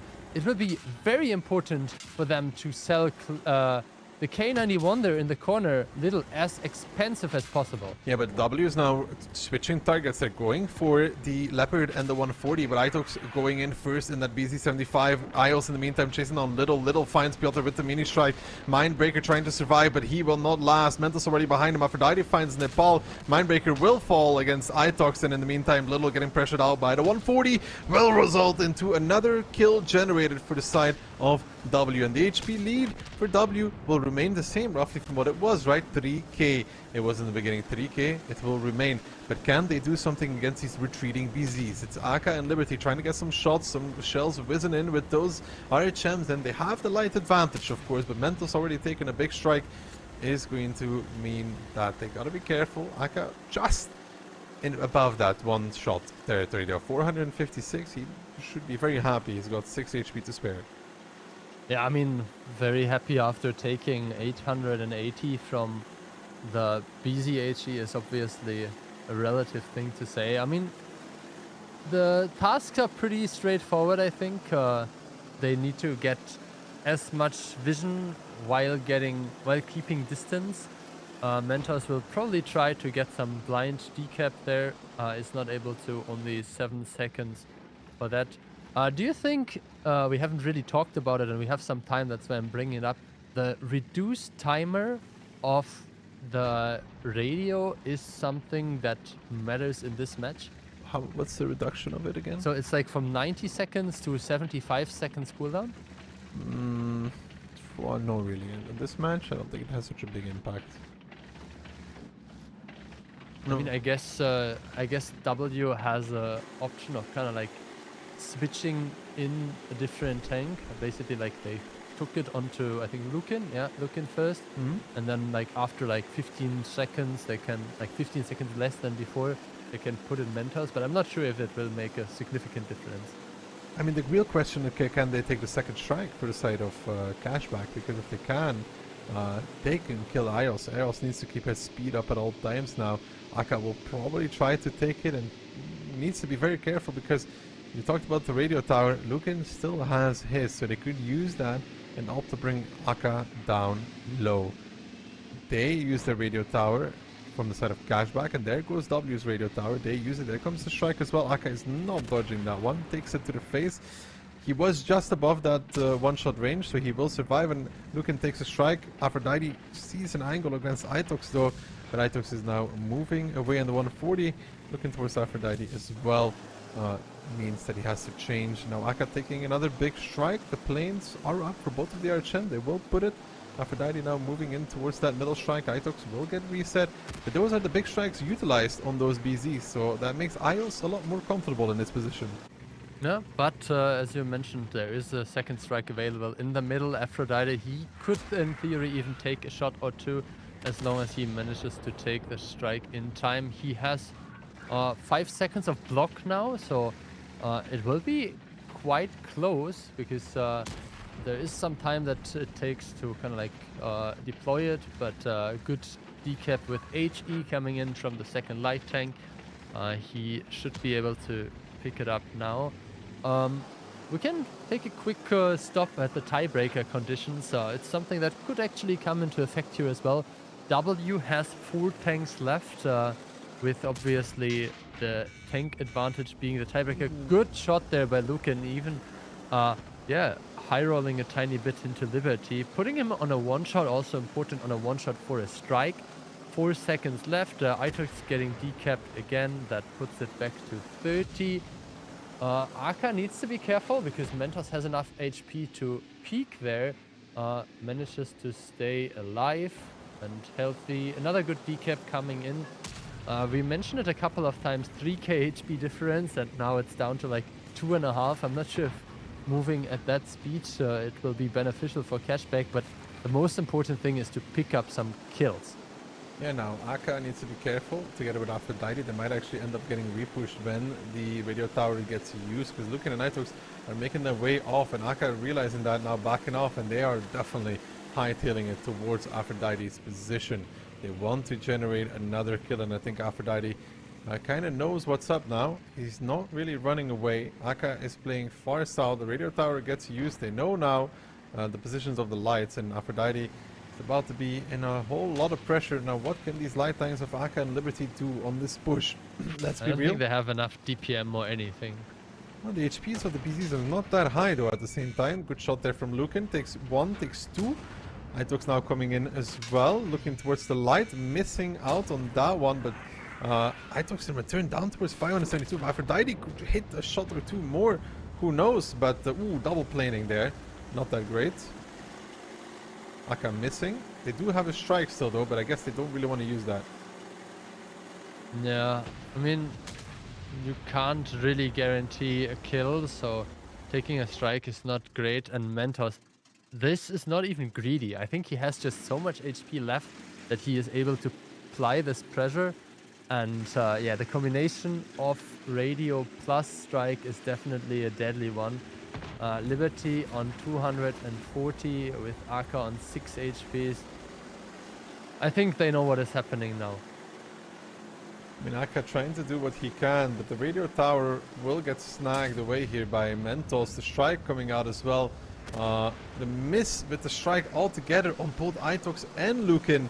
That's a disaster for Cashback. 1 minute 20, no real way back in. Beautifully played out from W at least.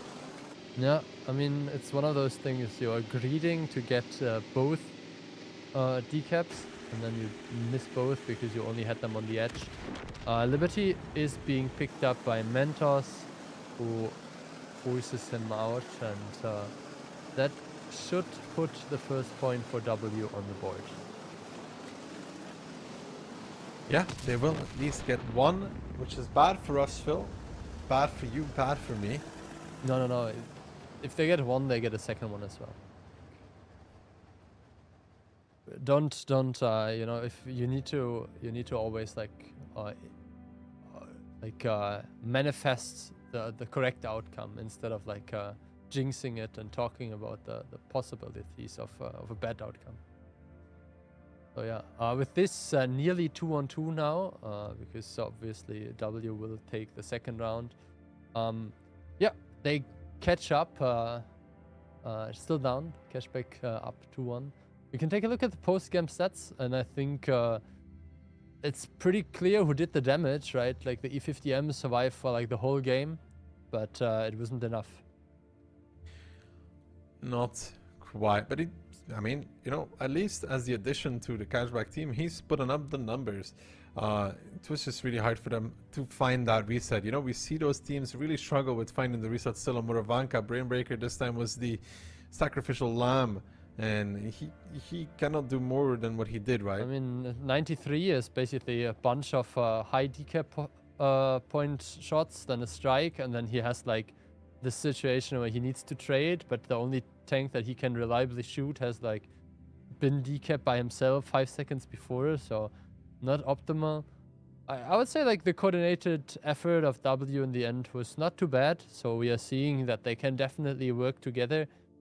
And yeah, Mentos with a good idea there to push out in the end, securing a strike and so on. Yeah, it was a deserved victory. They are putting themselves on the board, but we'll have to see if Cashback will be impressed by that or if they will just close it out 3-1 now.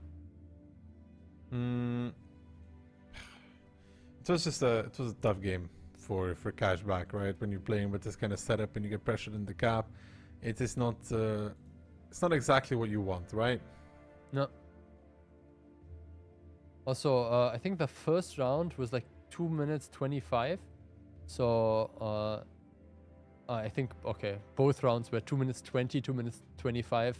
Cashback would definitely have the tiebreaker advantage if it gets to, I guess, Sand River for the tiebreaker.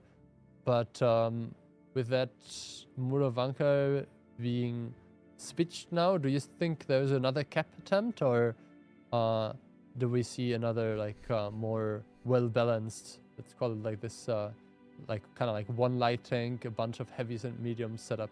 If we look at the way that W's, I think, currently playing it out, right? They're opting more for those aggressive pushes on both on the second ghost down and the first one here. On Murovanka, they went for that, so I don't see why they would really change that. You know, the first time when they tried with the light strategy, I remember how that went. Well, with that being said, we are loading into the game, and it seems like neither team will come in with a red strat here. I see one light tank on each side so far. Yeah, so BZs on either side, triple E50M for W, a 140 for the Inspiration, and Clerf in the RHM. Cashback having Aphrodite on the BZ now. AK 60, CS63.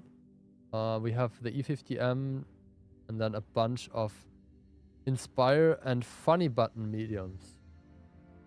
That's a lot of funny button mediums from W. That it could still be a cap play though. Double BZ on the cap, E50Ms to push past, for example. It is a possibility. I mean, it's 3 on each side. It just looked a bit differently because the E50Ms are like grouped together. Oh yeah. 4 to the use on Morovo. I'm not the greatest fan though, but you know, Cashback has picked them before. The heat is just a little bit annoying, you know? But you have the extra alpha, which can be nice. Aka took, I think, either a shot by Nepal or by Piotr. At least it looked like it was a BZ shooting him from the alpha damage. Mindbreaker now thinking if he can approach the ridgeline there.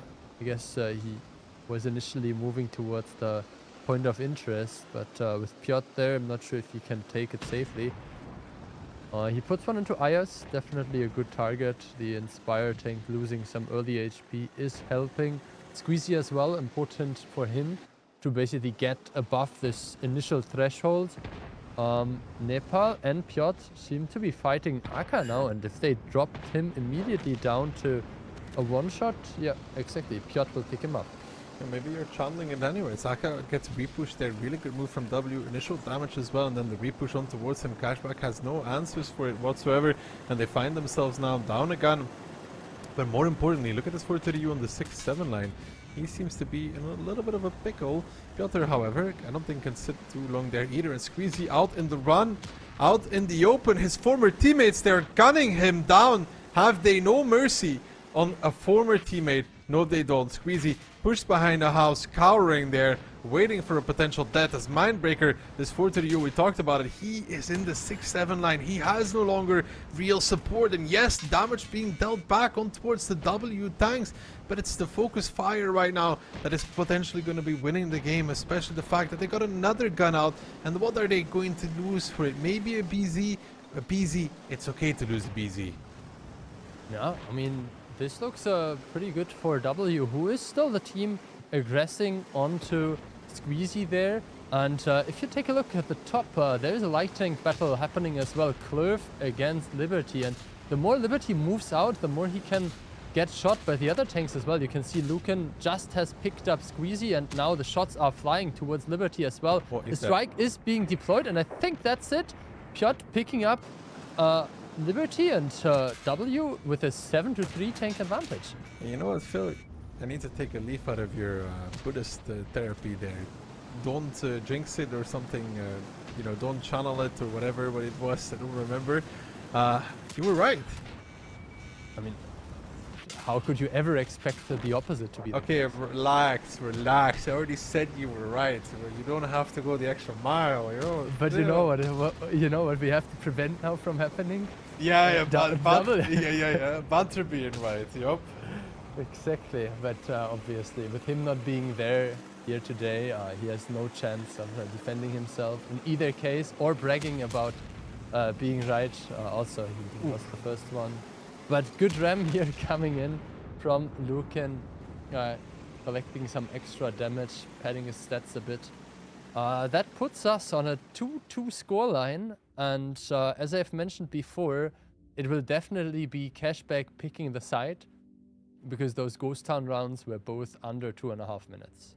Yeah, and for W, it seems like when they stepped away from those light tyings, when they stopped after the first Ghost Town, they were like, okay, enough with the light tanks. Actually, you know, maybe Jakefa was the problem, because the moment they kicked him, they started winning, right? I mean, not immediately. Not immediately. Maybe they took like an extra round to recover from playing with him. There were some lasting effects from having to play with him. That first they lost the round, and then no, but like the switch up from style, right? Like first up was like lights, leopards, etc., and then now they went to more combat. It's been combat for the last few rounds, right? And okay. Yeah, but I mean, Cashback did the same, right? Cashback had this strategy that W deployed before with the light tanks, and it didn't work. So both of them lost their red strat battles. That's what I'm gonna say. Maybe the rat is dead. Good. Yeah, I mean, with that being said, I think this is like a fairly normal distribution. If you have a very one-sided battle that BZ's a bit more towards the lower end, you will always have a couple of E50Ms with the kill shots. They have lower alpha, quick reload. Not much that the other tanks could have done. Aka was immediately trapped there in the middle. It looks like he was not able to even deploy his advantage, because you can see like the point of interest was not captured. That was basically this middle position on the arty strike towards the church. Yeah, I mean, that definitely is not great for him. Cashback picked side on Sand River, and I just saw they picked the west. Unbelievable. That means they will have a couple of minutes to prepare now, but kind of like just predictable. How do you feel like this Sand River change of adding some extra rocks there in the middle desert area changes the whole dynamic of the map, if there is even a change in your opinion? It is the middle rock that got changed, right? And then in the basically there are two rocks that got changed. The first one is the one that kind of like protects the capture of the arty strike. Yeah, the mid strike. And the second one is basically at the upper position of the ramp, where initially there were just some bushes and a small rock, and now this rock got extended. Yeah. So where the strike is, the rock is a slightly bit longer. Yes. Yeah. That is actually an impactful change, by the way. Like I see people these days, even from the east, going into that strike again, both west and east, trying to take that one. So around that middle area for random onslaught at least. The other rocks, they just add a little bit of cover, right? Yeah. Plus, obviously, the eastern Sand River balcony positions were adjusted a bit. Long story short, there was the rocks were moved a bit, and there was a bit of extra soft cover, so some bushes and trees. I think I remember. So above I think it's a bit stronger now. Basically, like if you want to shoot towards the wasn't there a bush removed? Like where you had the middle strike, right? The little bush above that you could peek unspotted. Exactly. Yeah, those are like minor changes. So that's where the light could reset that strike from basically for free, right? I think, if I'm not mistaken. Yeah, we'll have to see. I mean, those are obviously some of the changes that don't look super significant at the beginning, but can make really like the difference. And now you can see it in the map video as well. There is the rock in the upper position that we were just talking about, and 3 people with a potentially correct prediction, 2 of them already out, he and Moff. Another season, another L for Moff. It starts off strong, huh? I mean, he at least got the 3-0 Lotus copied correctly. Ay. Poor Moff. Either way, Yeah, we still have some skin in the game here for you and me. But the Sound River West is the preferred side. How does W tackle this? What do we think? It's kind of hard to play aggressive on Sound River, to be honest. Like, straight up going towards the camp from the east is very hard. From the west, it's a possibility.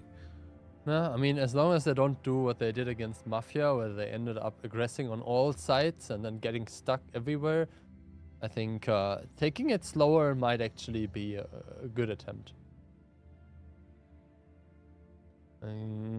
If I see it correctly, we have a light tank only on the side of Cashback. That's interesting. That kind of speaks for W playing a fairly aggressive game.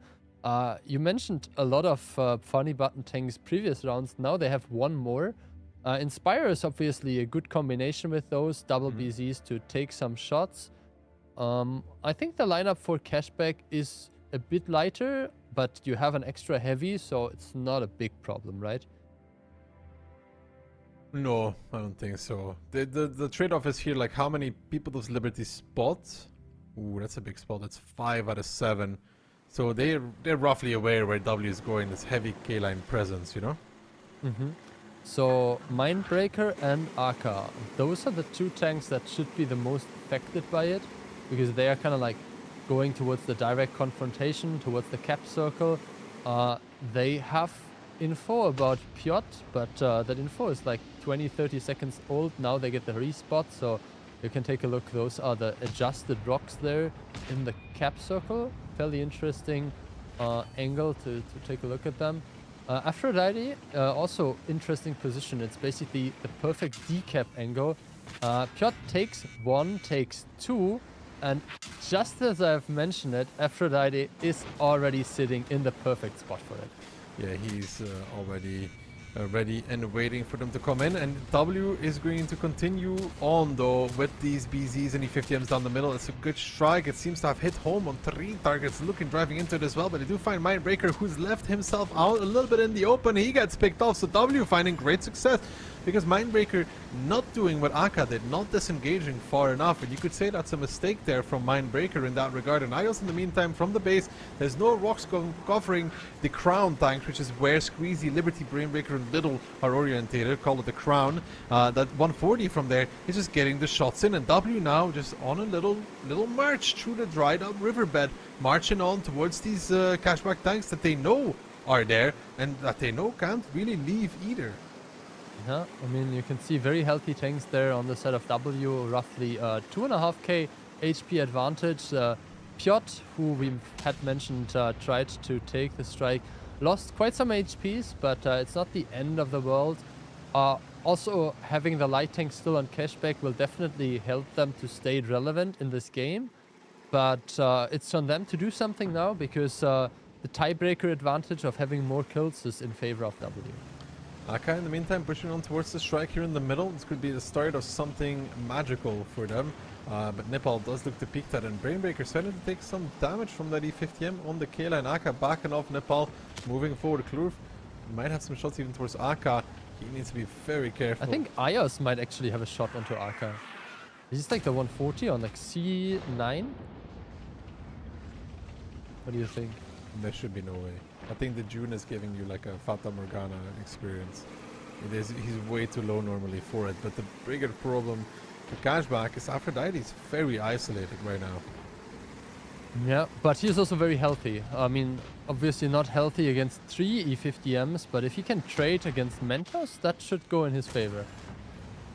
He's currently shooting the second E50 that's approaching. Klurf is dumping over, and there is little in support, but Aphrodite is all by his lonesome right now. Isolated. Lukin coming in as well, missing the shot, but Aphrodite cannot handle the fire, cannot handle the power of these triple E50Ms that are running over it. Yeah, Cashback, however, on HP, they're not doing that bad. They've actually found Nepal actually in that BZ75, but even if they find Nepal, Brainbreaker now forced out in the open against Piotr. He bounces the big bounce, and Nepal says, thank you very much. You are going to the grave. Make peace with your god.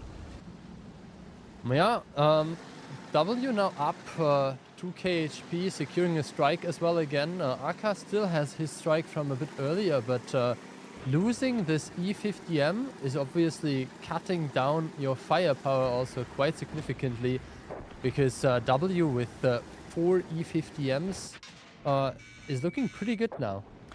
And Aka is dead against the BZs from the middle, and W, who looked so bad in the first 2 rounds, looks so great in the next 3, and they're actually going to be bringing it home with a 3-2-2 scoreline as well. So, you know, maybe time to eat my words and say that W is not looking that shaky in the beginning of the season. They're actually going to start it off by winning their very first match. Yeah, I mean, Banta was right all along, it seems. Chill. Keep that for when he's actually on the broadcast, you know, no need to like inflate the ego already. That will be a tough one, I think. But wow. Either way, it could be a 7-0, but with so many one-shots, I think Squeezy might be able to pick up one more of those former teammates. I have to say, it all started with this double BZ being picked up, and you might remember, like, we had 5 tanks spotted with the first plane, and I was saying that the 2 tanks that are like most affected by it are the 2 BZs driving towards the cap circle, and exactly that is what happened. They basically ended up being overrun by the E50Ms. You mentioned one of them made it out, the other one, Mindbreaker, being picked up immediately. Sure, there were some situations where we thought Cashback might be able to come back. Maybe some more shots that could have been penetrated here or there could have made a difference, but W with a reverse sweep, if you might say so, in a best of 5, securing the first points of this season. A very, very strong showing in the second half from them altogether, and well-deserved 3 points. Yeah, I think the problem is they had a good information in the beginning altogether, and Aka makes it out, so I don't see how Mindbreaker doesn't make it out, you know? If one of the 2 BZs makes it out, why doesn't the second one? Maybe he tried to like sacrifice him for the other tank, something like that.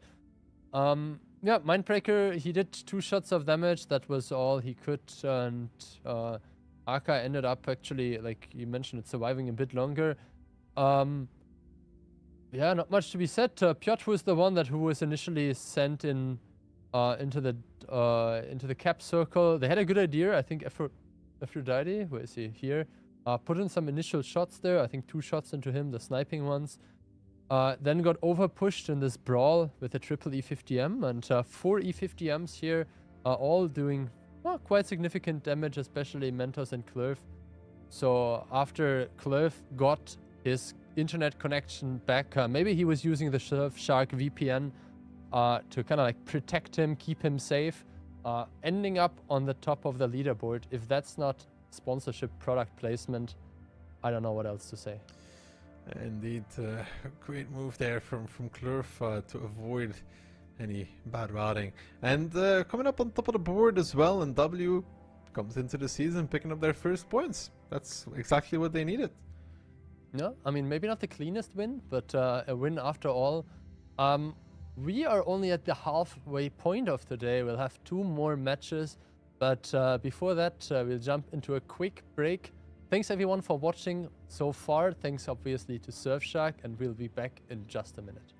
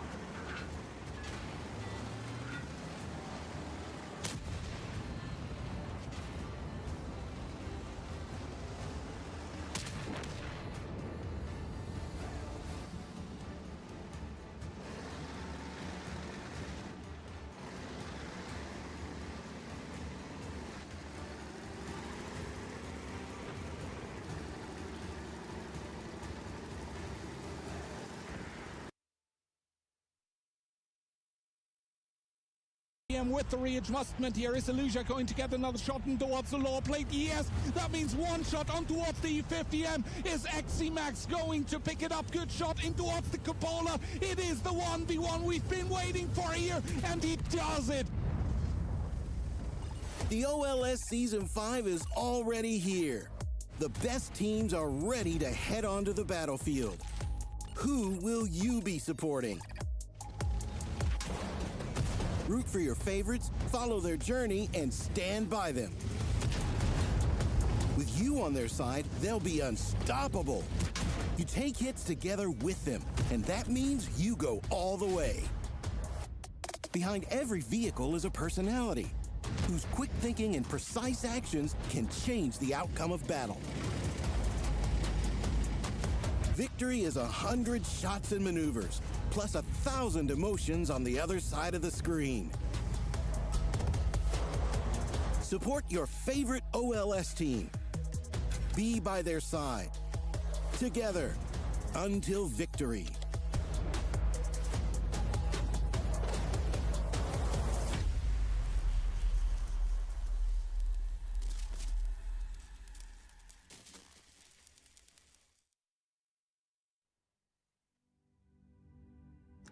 Well, hello there, and welcome back to the third match of the day of the Surfshark OLS Season 5. For those of you who do not know me, because Darky asked me to introduce myself, I'm Kian, and I'm going to be with you for the rest of the day as well. Now, Weekend against CTR, Darky. It's going to be an interesting one because, well, Weekend, we know already what they can do, the third place of the past season, but CTR in their own right, last season of OCS, they were pretty good.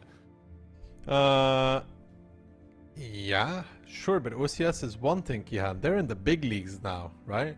They gotta perform here with the big boys. Of course, the Czech colors worked into their flag. It's a true test already, you know, they don't get an easy one. Weekend is a very strong team, and they are looking to continue that trend.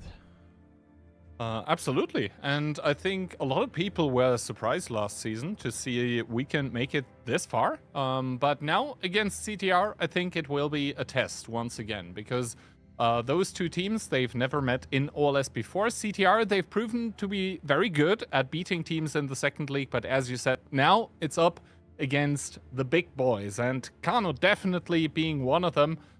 We see, I think, the stats from the Winter Invitational here, if I'm not mistaken, and since then the meta hasn't really changed, so mostly Object 140, Leopard 1, kind of specialist medium tanks. Yeah, for sure. And the community predictions, 80% for Weekend, 20% for CTR. I feel like that's pretty warranted, right? Yeah, should be. I mean, Weekend are a proven team together with the players that they managed to pick up as well from Cashback in the past. I think I said Trash Panda, for example. Those are guys that have more than proven in the past that they are very capable in the Onslaught format. Are they capable, though, on maps that we've not seen them before? Because, well, Cliff and Ends getting banned out, so far so good. Muravanka, that is also a very known pick, but CTR looking to surprise Weekend here on Tundra. Well, first time we're going to see Tundra today, and the first time in OLS Season 5 as well. I'm looking forward to it. We saw it in the WCI, though, so we kind of know what to expect, right? I mean, normally, I feel like we saw a meta develop during WCI, which was very heavily focused around the part of the map that actually has the artillery strikes. If we get to it, Himmelsdorf, good old trusted Himmelsdorf, is going to be the tiebreaker. But yeah, Tundra, I'm going to have my eyes peeled for that. But before that, of course, we're going to have Muravanka. The pick by Weekend, so I think for them the game plan is take Muravanka 2-0 and then at least one round of Tundra and then be done with it, to be honest. I mean, that sounds like if you say it like that, Kihan, it sounds very easy, right? It always sounds easier than it actually is, but yeah, to be honest, I think that is kind of Weekend's plan. That being said, on Tundra, did you feel during WCI that any side was kind of favored? Like the side with the hill or the side without the hill? Not really, from my perspective. They both have an advantage on something, right?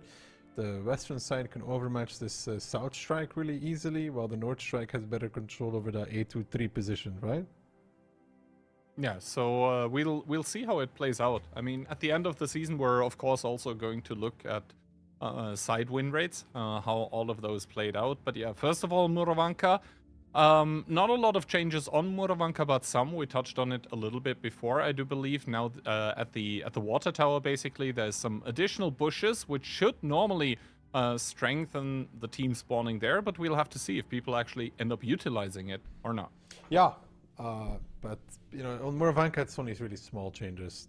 Let's be real; it's not really too impactful in that regard. It's not the biggest changes you could ever imagine, right?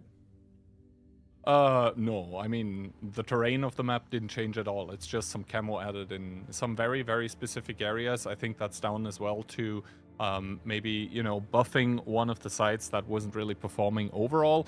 And here we can see, actually, to the left of the water tower, I think, are the new bushes that I mentioned. So good that we have it directly in the video. Yeah.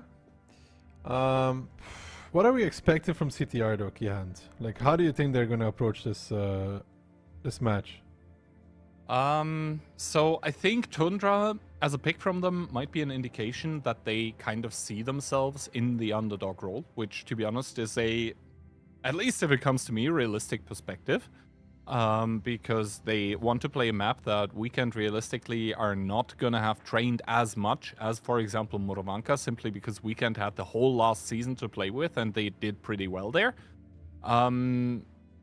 So on Muravanka itself, I mean, we saw before this, in the first match actually, also a new team trying to kind of surprise with the triple 114 SP2. Maybe CTR is going to take kind of the same-ish approach.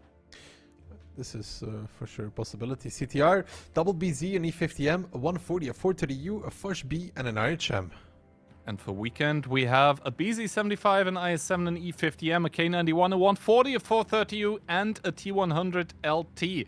So 5 Soviet tanks together with a German and a Chinese one, but actually everyone's playing their favorite tank, it seems. You know, everybody gets to play whatever tank they want to, Kihan. That's also a possibility, right? Comfort picks, comfort picks. What is your comfort pick? It depends on the map, but in Onslaught right now, I mostly play either E4, Batchat, or E100. One of those. Now that you finally can play the 140 because it's good, you don't want to play 140.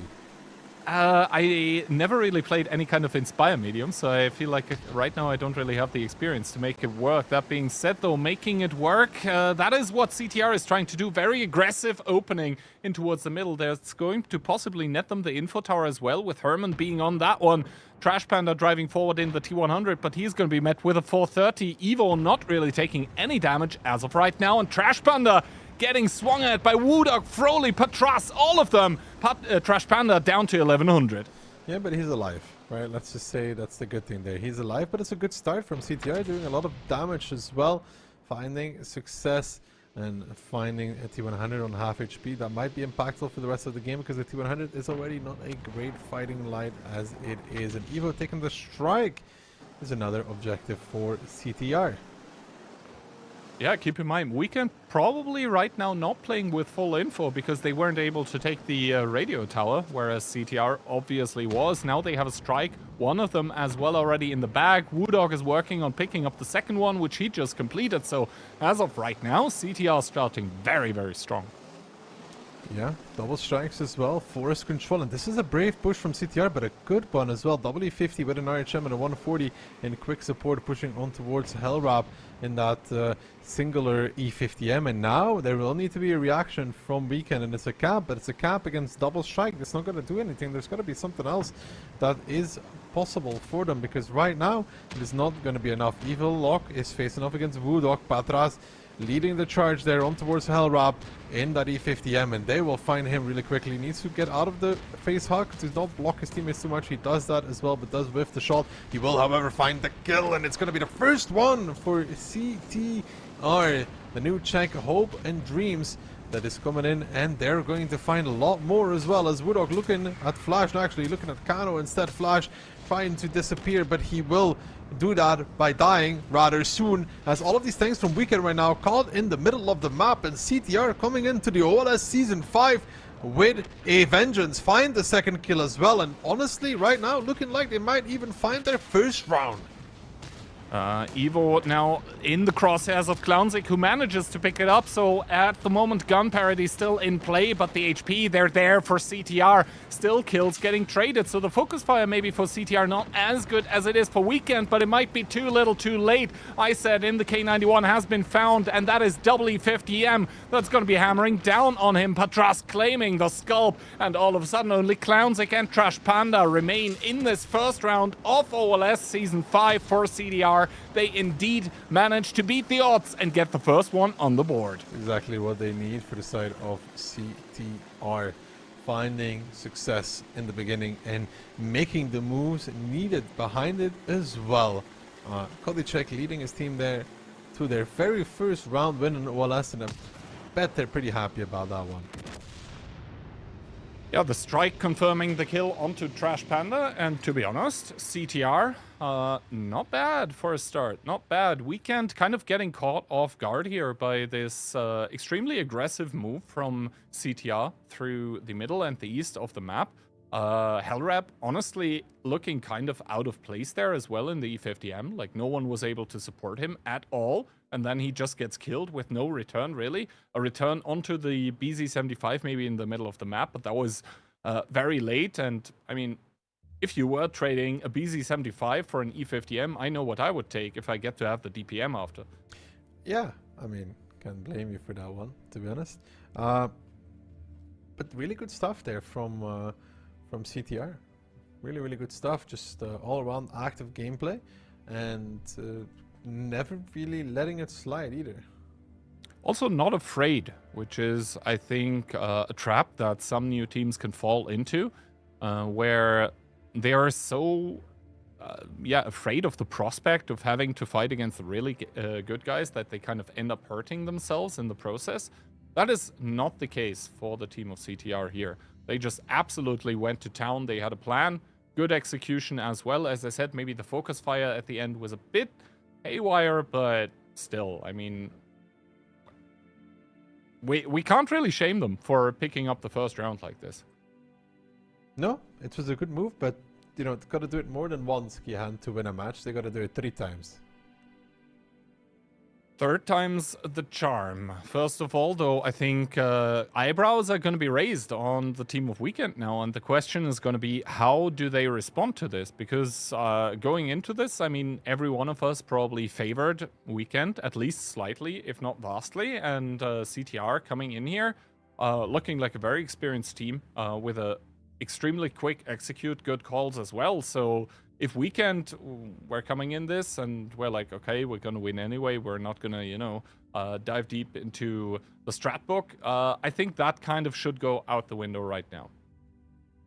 Weekend is the best when they're playing these aggressive pushes so far. And this was not one of their aggressive pushes, you know? No. Also, it's a Tuesday, so maybe problems for them there. One of those days I actually need to check the win rate on weekends for that team, because it always feels like on the Sunday streams they do very, very well. All right, well, my prediction is out of the window. Yeah, we're not going to talk about that one anymore. What about and the to last be honest, match? That wasn't that good either, right? I mean, yeah, we're not going to speak about that one either. Guess we're not going to do a lot of speaking, huh? At least not about predictions. Anyway, yours might still come true, but if CTR pick up a second round, then also no. No. Wait, let's see. I mean, imagine they win this 3-0. That would be highly unexpected, I think, is a very nice way to phrase it. Weekend, though, is an accomplished team, so as of right now, I think it's still unlikely for 2 more rounds to go CTR's way, at least immediately, but maybe they do end up surprising us. And let's take a look at the tank picks. CTR, that looks like they want to go for a fight, to be honest. Triple BZ75 and 140 and triple 430U. We can in return BZ I7 E50M, K91, Leopard 140 and this T100 yet again. Yeah, so not really switching around the tanks our weekend. And to be honest, I don't think it was a tank issue last time around. I think it was just a matter of opening, then positioning and calls, and CTR just exploiting the fact that they had easy openings given to them by weekend. So let's see how the adjustment looks. The T100 LT, obviously low profile, is very well suited for the 7-8 line strike that it can pick up without getting reset, even if he gets plane spotted. Let's see, though, how that one's going to work out. Froley trying a blind shot in towards the info tower, and the triple BZ75 by weekend immediately coming and boosting towards the cap. Or maybe not, maybe they're boosting past. Well, it looks like they're boosting towards Klanzik immediately onto that BZ75 behind that building. If they go past, they might find some success with this as well. It's CTR here trying to do something. Gotta be careful with these little peaks though, because they're very costly when they do them this way. Evo getting blasted by the Leopard from A6 would have been even better to commit fully past, because right now the damage is stacking up very, very quickly on towards these BZ75s, and I don't think they're going to be able to get Klanzik out of this one. As Kodicek, I think, now realizes that I'm in trouble. I really, really am in trouble. Yeah, and I don't think he's chuckling either right now. I mean, a lot of shots whizzing past everyone because the snipers on both sides have brought their guns to bear, but as it stands right now, good strike as well. That is 750 from a baby strike of one of the mediums, but right now I think we can definitely with the advantage here. That Leopard 1, that 140, they've done so much work. And Ivo, Kodicek and Herman are sitting behind this building as a happy family of 3 that is going to turn into a happy family of 2 soon, and then going to turn into Herman being an only child. And Woodok also taking some damage here. Yeah, Kodicek, the first BZ75 to get picked up, and I don't think there is a way out of the problems here for the side of CTR anymore, simply because their main punching force, their fists, their armored steel fists, are just all caught behind this house, and Evo not looking too sharp anymore, getting picked up by Flash. Kano actually bouncing a shot in towards the back of Herman, but I don't think it really matters at this point in time. CTR's push has been well and truly broken. Yeah, I think they would have been better even to commit all the way past the building to try and pick it up than what they did now, because now they're constantly peeking into A6 and also peeking into Kano in the 140, and we can hold this push rather effectively and, you know, bring it up to a 1-1. And very interestingly as well, Weekend, once again, not going for the aggressive game here. Instead, letting CTR come and then absolutely exploiting that. So not really switching up the game plan, but definitely switching up the result. It's going to be a 1-1 scoreline here. And Weekend as well net themselves their first OLS victory. Good stuff there for Weekend. They definitely can use this round to bring it back. It was kind of straightforward, not too difficult for them, right?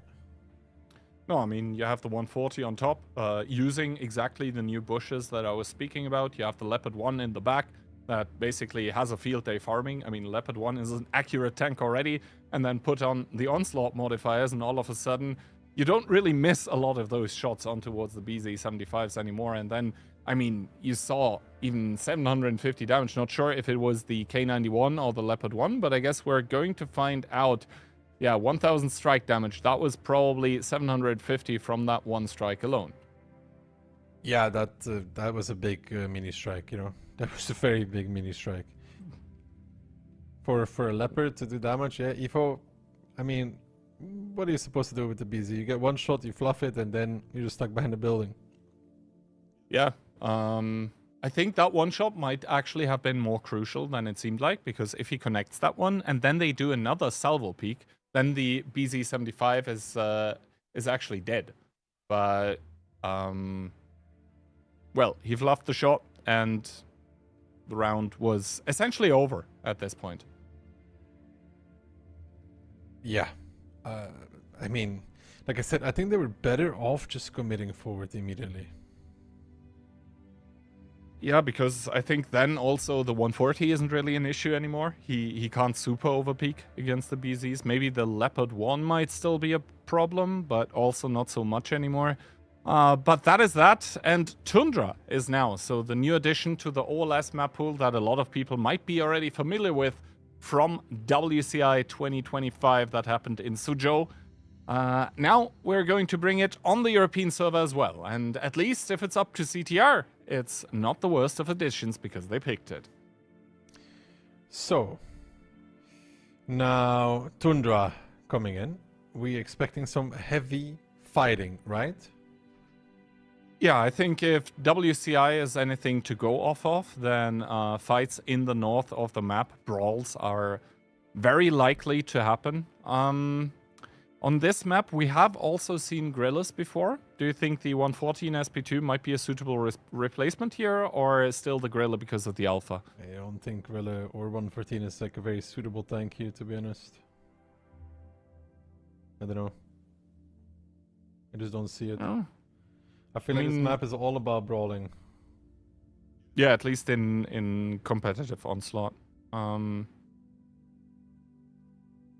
We'll see. There is, of course, the possibility to reset the info towers with Texax as well, but I think that is kind of a cheeky gamble that you don't really go for in best of fives. Yeah, I don't think so. Lights, Gorillas, all of these TDs are not really that great on Tundra, you know? Yeah, no, just because it's so brawling focused. So I guess a lot of CSs, maybe some bats, 140. One of them per team, and then maybe a couple BZs to add some beef to the mix is kind of what I'm feeling. I don't really feel like Foch Bs are so great on Tundra anymore, if they ever were, to be honest. I feel like it's mainly like a CSE 50 kind of match, you know? Yeah. I mean, you could add in a Batchat, for example, here and there, but we'll see. I think we're about to witness the tank picks, and, well, a lot of those tanks that we spoke about, quite unsurprisingly, are on the lineup. CTR is still switching around a little bit. Singular BZ together with a Batchat, Triple E50M, UDAS, and RHM. Weekend in return, though. IS-7, E50M, 140, Triple 430U, and a Bliska Witze. Yeah, I don't hate either lineup, to be honest. I think in the long term, like if it goes into an extended brawl, then even Weekend might have the upper hand with the tanks that they have. Because the Triple 430U in those extended corner and hold on brawls just is the more effective tank compared to the E50M. But of course, if it is about just straight up going in, focusing your fire, then the E50M has the advantage all of a sudden. Let's see though, both teams going north with most of their forces. Woodog here spotting a lot of tanks, but not letting one go. Never mind, Trash Panda taking 1,000 for the cross. Yeah, it's a painful crossing, but I mean, at the same time, I guess it's something they're willing to pay because they also now know that CTR are not really challenging either of the two strikes with this. They're kind of giving them up both, and they're repressuring the hill, but this is going to be a tough game for CTR to play. It's Woodog committing on the strike after all, though. That's brave. He's very alone. He's very alone. At the same time, the tanks by Weekend are not really in the most correct of positions yet to be able to try and punish him as Kano takes the info tower, but maybe it is even a little bit too late as Herman finds him and immediately the guns were trained his way. So Kano, complete panic mode, has to drop off, is taking more damage while he does it down to 700, and now Evo can take the info tower. And maybe the bait from Woodog there on the strike actually works out because I guess Weekend really thought that there was a lot more behind him, you know? Yeah, Evo getting spotted out now, taking a shot of damage for his troubles, and maybe also should book it at this point because a lot of tanks by Weekend are starting to drive back towards that hill, but all of a sudden, like a 1-2 punch, the first one in the east, the second one in the middle of the map. Koidicek coming in, leading the charge against Flash in that IS-7, who now finds himself eaten alive by those E50Ms. Flash dead. Good push from CTR. Weekend now down in HP, down in guns as well, down in positions altogether. CTR looking a lot more like the first Morovanka, looking to be competitive here. They force Weekend to repush the hill and then they strike once more. And now the timing window has passed for CTR. You can see they're calling it off. A little bit of damage on the fadeaway by Koidicek as well. But Petras reloading with that Batshot obviously has the skill coming in for him as well. And now, I mean, CTR up in HP, up a gun as well. The i7 has been eliminated. That is actually a very annoying tank to lose, I think, for a weekend. Because I think he was supposed to be the linchpin in this DE5 position. But he's completely gone. Now, Herman and Evo are bailing out, and CTR is repressuring once more, probably when they see this towards the north, because they know now that there's more than Evo, right? It cannot just be Evo taking a shot even from Herman, then taking one from Patras, missing the shot in return, so good team play there between the two. And now Weekend left scratching their head, like, how did they recover? Perfect timings, good rotations coming out from CTR. Even heavy punishment on that 430U. I don't think Evilok is going to try and take that info tower, at least very, very soon, as the RHM can obviously do that with impunity. With the low noise exhaust, they need to get a lot closer to spot the RHM, which right now they're, well, not really able to, and uses it again immediately. This means full information once again available for CTR as Evil tries to fake going away from the hill again, but of course he's only but one medium tank and he has less HP even than Evo, and Herman is a constant danger in that RHM. Could double team once again with the E50M. Well, one more rotation. This time it's Patras going towards the south. Froley and Floki also pushing up. CTR is very active across the map right now, everywhere. Pushing up the Ures, the E50M to A1, but at the same time also moving Patras in a position to re-push the hill, right? Ooh, Woodok just got strike. That puts him below one strike range, actually, here. And the 430Us should have enough alpha to pick him up. It only delayed for him to take the strike, though. He's going to accomplish that now, but where is he going to put it is the question. Froley now taking the north, the A-line as well in that Udas. And I think once again, CTR re-pushing on the hill, trying to get the crossfire here. The 430U finds a shot in towards Herman, but he might find himself in a pickle as well. Taking one by the E50M here, but the Batshot's whereabouts are currently not known for Weekend. They might be pushing into a crossfire with an autoloader available. Evo, Patras and Herman are just hoping that they make this play. Evo starting to peek, Patras starting to go forward. I think they smell blood in the water. I think they realize as well that they're out of position here for the side of Weekend. They're chasing Evo. Patras somehow runs himself into a wall that is called a Hell Wrap. Came out of absolutely nowhere. Lucky not to die against Kano for that one. I think he was so zoomed in that he completely missed the E50M, but Herman will be picking it up. And CTR going to put himself on match point first. Absolutely great rotations by CTR here to secure it for them against Weekend. Also great game plan as well. Froley still on a two-shot here against the 430U, getting pushed, getting picked up, and that is the first kill for Weekend on Tundra. But it's not going to remedy the situation as Clownzik and Isa both are on two shots here. They are selling themselves at a very expensive and steep price point, though. I mean, it doesn't matter. It's going to be match points for CTR either way. Yeah, no, I just saw so many low HPs on CTR, but then all of a sudden, out of nowhere, Koidicek on 2k HP started driving into the screen, and I was like, well, it's over. Really good stuff from CTR. Absolutely. Way better than commendable. Way better than expected so far. Pressure all across the map, surprising the 140, even on top of the hill. Good stuff, really good stuff.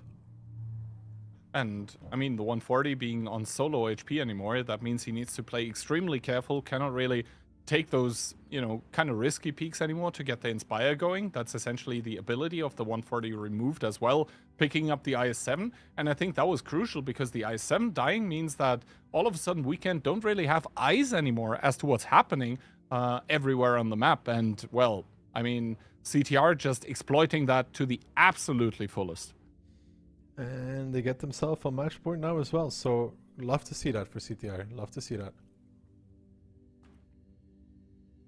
I mean, shooting-wise, you can't really blame them. I don't think it was down to penetration rates here for Weekend. They flat and straight up just got outplayed by CTR.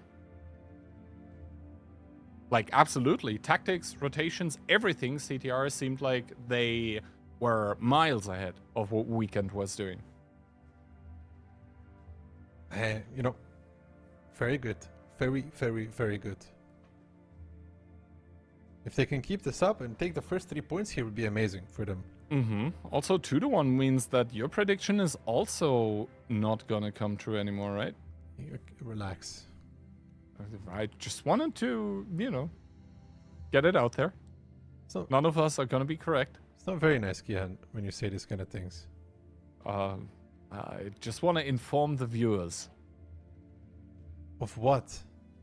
The fact Reloading. I haven't even said anything mean to you yet this season, and you're like, yet is the key word. I always have to make sure to cover myself for possible future slip-ups, if I would want to call it that way. You know, roads to reform is sometimes, you know, there's a curve, yeah, or there's a roundabout, and you take the wrong, you take the wrong exit, and you're like, oh, we're back here again, huh? Well. But yeah, let's hope that Tundra is not a roundabout into the garage for Weekend here, because if they lose this second round, then, I mean, CTR would be, I guess, completing our first upset of the season, albeit you could say that the past match with the full-on remontada by W already was an upset as well. For sure, Kian. I completely agree with you on that one. But I think CTR beating Weekend would be a bigger upset than W beating Cashback, to be honest. Easily. Miles bigger. A team that just came into OLS beating Weekend, who has aspirations to be a top 3 team, for sure. I mean, scoreline of the past OLS would suggest that they are in fact a top 3 team. But of course, you need to reconfirm that every season. And with that being said, I think we're just about to head into what might be the last game of the series, because, well, CTR is on match point. It's still crazy to think about that. Yeah, it is indeed crazy. Well, we'll see. Let's not shout victory too soon, yeah? CTR, double BZ, triple BZ, a 140, double BZ, 140, triple 4-3U, and a Forge B. And for Weekend, we have once again Flash in the IS-7 together with a CS, an E50M, a 140, and triple 430U. Seems like some changes on CTR as well. Yeah, the Forge B, not sure I'm a fan of it on Tundra, Patras. We'll see. I don't know. If he finds a good engagement, maybe. Yeah. I mean, Pilsen, Ensk, I can see it with the Forge B, but I think Tundra is just not a map that lends itself very much to the tank. Of course, it can be situationally extremely powerful, but we'll have to wait and see. As CTR, I think kind of off-meta, going mostly to the south with a lot of their tanks. Whereas Weekend, I think, fairly expected by everyone, going to the north. The CS, that is bog standard, taking the strike there, and he is going to get away with it. There is no one really that can contest it, and that means off of that, Weekend should be able to get the second strike as well. Full information, though, available for CTR that are in the cap. That is a play that we haven't really seen like this, at least at WCI.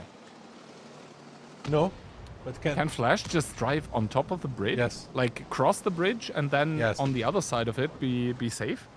But it's gonna be, he can block. I don't know, it's a risky move though, but they will have the strike on time with Trash Panda, I think, and they have Evil with the strike as well, so that would be like a desperation attempt 101 if they really had to.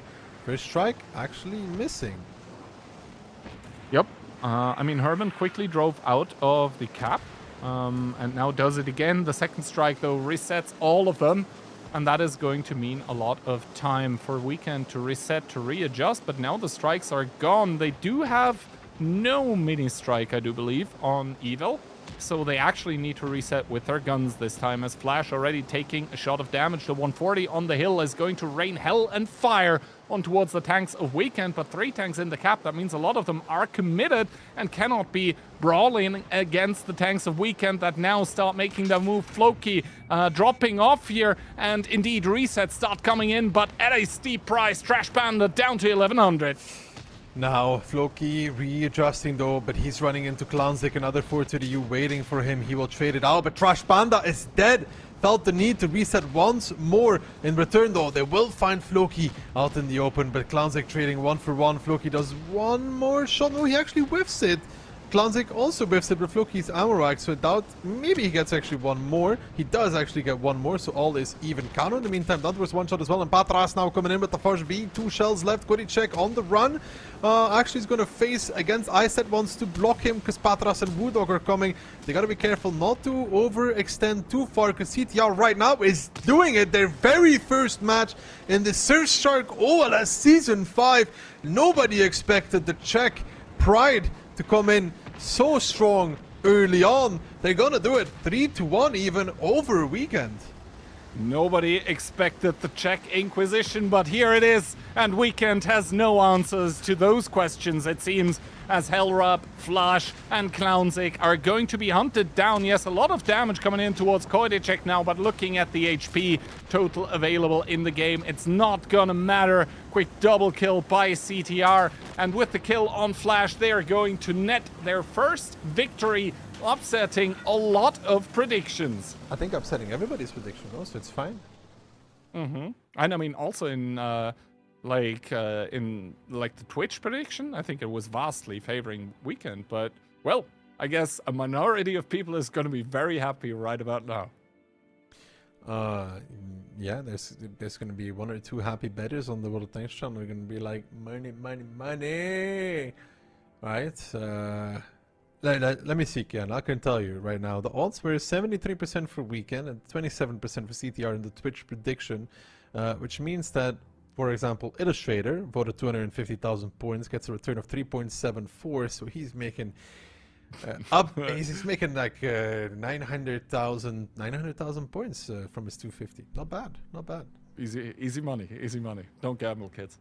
But yeah, congratulations to CTR. I think a lot of us were kind of doubtful if they would be able to like show up and prove themselves against the big guys, but as it stands, the Czech representatives here at Surfshark OLS Season 5 performing admirably, and not gonna lie, a lot of those games stomping Weekend into the ground purely on a tactical level. Yeah, I mean, great stuff for CTR. Very important points as well, by the way. Yeah, for them, definitely. Like, I would say it's one thing to beat Weekend, but consistency, of course, in this first and also in the second stage is going to be crucial. And getting points early on, not only do the points not get wiped after phase 1, which means theoretically if you make it to phase 2, which I think CTR has a very good chance of achieving, judging by what we've seen today, those points would stay with them. But anyway, that was CTR upsetting Weekend. When we'll be back, we'll have the last match of the day. See you right after some replays.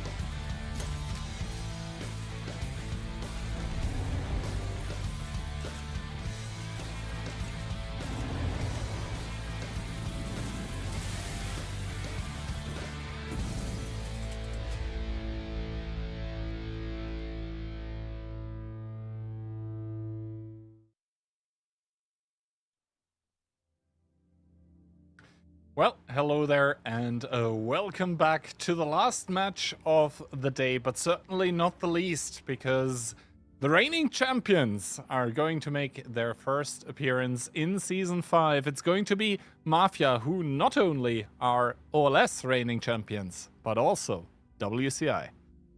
Yeah, Mafia versus Vulgus. If you're Vulgus, you are terrified for what might be about to happen.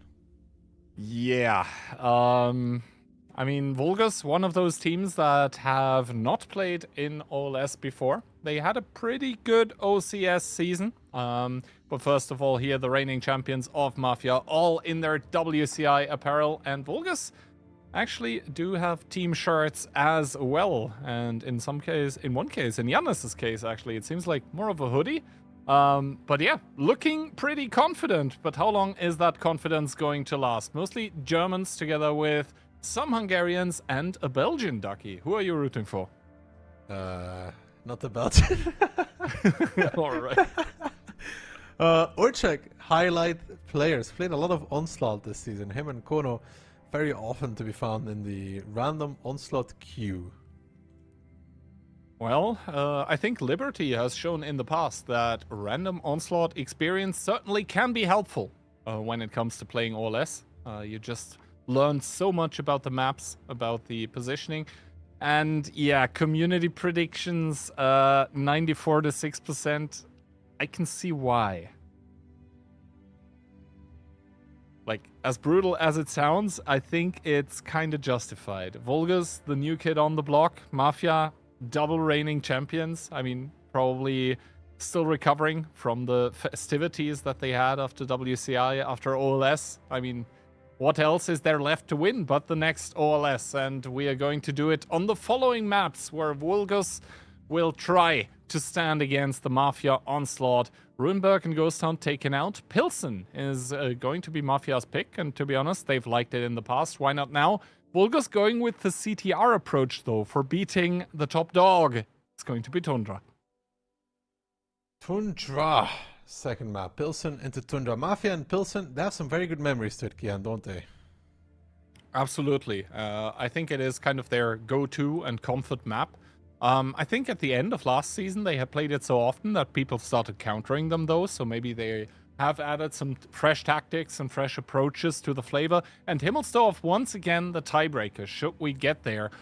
But it's going to be a steep mountain to climb for Vulgus to get to the tiebreaker, I do believe. Yeah, well, I mean, why am I spotted? Promise me that they're going to win a round. All right. That's, well,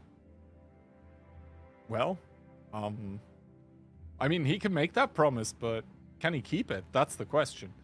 I think my prediction has gone terribly in favor of Mafia.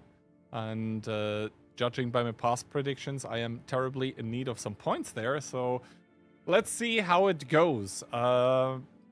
Still no Ruinberg, though. I am a little bit sad. I was hoping to see it right on day one, but maybe we'll be luckier on the second day. So we're going to start on Pilsen. And that is kind of Mafia's home turf. That already spells problems for Vulgus. Yeah, I don't know. I'm really curious to see how good... I mean, Vulgus even making it to OLS was kind of a surprise, right? So now I'm kind of seeing, like, what can they put up? Because we just saw CTR take 3 very important points already. And that is a problem for Vulgus, I guess. And also, it might become one for Weekend, actually. Because they didn't show up terribly well today. I mean, this is only the first match, though, right? Let's not run too far ahead at the same time, either. Yeah, I guess the question after such a result is always, was it, you know, CTR playing out of their mind well? Or was Weekend actually not there? Or was it a combination of both? Well, I mean, I think Weekend underestimated CTR, and CTR was really performing. Yep. So let's see if Vulgus is able to surprise Mafia in this fourth match of the day. Although I think Mafia, if they even needed it, they have been warned by the previous match. And I guess into the game we go. We should be just about ready for the first round of Pilsen. Vulgus, the new addition to the OLS teams, is going to start off with a BZ-75, an IS-7, a CS, a 140, double Foch B, and an E4. In return, Mafia, RHM, E4, double Foch B, an Object 140, a CS, and a Type 5 Heavy. So Vulgus needs to do something surprising with this lineup already, because Kono is going to sniff them out in the beginning, right? So how do you play around that? Yeah, I think Kono is going to be the difference maker this round. It's light tank versus no light tank. That means the LT normally starts kind of with free play as soon as he figures out that there is no counterpart. The plane hitting 4, that means replane available as well for Kono. So kind of good news in that sense. He's going to immediately drive past the info tower though. Maybe looking to go for the artillery strike, just to be able to have a resource against a possible fast cap. And Giannis immediately getting tapped by Orzhek here in that E4. That is spotted out, but he was able to get the ability up and running.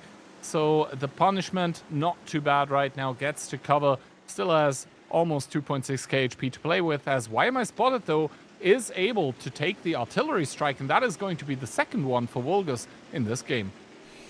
Well, my Spotted takes a strike. Conrad looking like he wanted to reset, but that will not happen either. So Vulgus has kind of pressured across the E line. Like they've drawn like an imaginary line and they've pressured everywhere across it, taking not 1, not 2, but 3 strikes out of it. And that's a lot of damage as soon as they choose to use it, even putting the BZ-75 into the cap now. That puts a timer on Mafia that haven't been able to get any of those neutral objectives, and Mafia are responding with a zero-line double Foch B push that is going to find absolutely nothing for now. Let's see if they spot each other out as soon as they cross. And yes, Barkis sees the I-7, sees the CS of Giannis, who has gone very dangerously far forward. Why Am I Spotted is going to be the first focus. Those double Foch Bs starting to open up. Why Am I Spotted trying to get away down towards 500. Takes one more, and Orzhek might be able to shut him down. Orzhek looking with the E4 to find the kill, and Kono looking for the second. Some more strikes getting used on Kono, but that is not going to bring him down. Yuzek in return getting pressured by the rest of the Vulgus side. They're down 3,000. They need to take down Yuzek, the wall, and then take down Perfus as well in K1 somehow without losing too much if they want to make this work. Marash takes a big shot there to the face. I think that was even Orzhek. Now they have to go hunting for Perfus. If they find Perfus, they'll actually be in a good situation, Keyhand. Be even in guns, Kono low, and a dead 140. Let's sign up for that. Ooh, let's see if they're gonna be able to do it, because the E4, of course, will be able to put its shots in. The same for Conrad, and Perfus has made himself a nice little cubby in which he cannot really get spotted, but will be able to outspot the enemies. Does get spotted for the peak here, but Marches dies for it. Perfus only taking a singular shot, and I think Mafia have responded by putting enough guns in the way of Perfus dying. Yeah, they were trained on that position. If anybody tried to sneak up that hill, they would send him back down, packing and crying, for that matter. So Mafia wrestle control altogether. 3 tanks down for Vulgus, 1 for Mafia, and full control as well. So looking like a round 1 for Mafia. Not in the bag fully yet, but pretty good. I mean, they've got them absolutely cornered. Mafia have full map control. They have 2 strikes available should they choose to go for it. And indeed, the E4 of Orzhek is going to take that first one. The one on the coal piles is still recharging, but so many neutral objectives, up in guns, up in HP, up in map control, everything is in Mafia's hand, and I don't think they're about to let go. I mean, they shouldn't, right? At this point, they're up a lot and in a great position. Ole now with probably a desperation attempt on towards Orzhek. Fluffs the first one, is now going to pump his shells in towards Orzhek that has the ability active. But what is that in the backline? Barkis coming to double team, and now immediately swinging around against Dani here. Wants to make the rest of his drum count against the E4. Is he waiting? Probably no, he doesn't, as the ability still active from the E4, but Barkis is going to make 3 for 3 here, gonna turn around, gonna drive away, gonna recharge, and let the rest of his team do the cleanup operation, because that's literally what it is at this point in time. Mafia not missing a beat, comfortably picking up the first round, but to be honest, after the opening, it didn't look so good. They just responded really well. Yeah, I mean, the 3 strikes looked dangerous, but then the 0-line pressure came in with the double push B. They caught Giannis out of position as well. I think he was trying to run away for a second, but then decided to stay when he spotted Conrad. If they would have lost just the I-7 and Giannis was on the balcony behind, the trade would have already been better, but now they get the I-7, they get the CS out of it as well. So, yeah, it was a good reactionary move from Mafia. And it looked like it was well trained as well. Like, yeah, the Type 5 ended up dying on the other side, but it took such a long time to die that after that they had so many guns available in position that had basically come back from the coal pile engagement that there was no realistic way of pushing Profuse in that 140. And I think one of the tanks from Vulgus even tried doing it and got completely shut down there. So, yeah. Good reactions coming out from Mafia after a admittedly not great opening, but I think they show that they're absolute masters of Pilsen. 1 round in the bag for Mafia, 2 to go key hand for them to close it out clean. Vulgus, round 1 had some potential, but Mafia shut that down real quick. Yeah, I think we were kind of overestimating the damage possibility from those triple strikes, because in the end, what did they do? Not a lot. They put them on Kono, which, like, yeah, don't get me wrong, it's nice to have damage on the light tank and to, you know, to whittle down its HP, but if you cannot kill it, then the light tank remains in play and remains dangerous, and then you've essentially wasted the damage potential of the strikes on a target that you're not going to be able to realistically catch. Yeah, so I don't know. The light, they cannot kill him, right? That's the problem. Like, they'll never be able to kill him. Yeah, he just runs away, and they're not able to get more strikes or an info tower as well to actually get rid of the light. So I think the damage that they did and the neutral objectives that they took were kind of meaningless at the end of the day.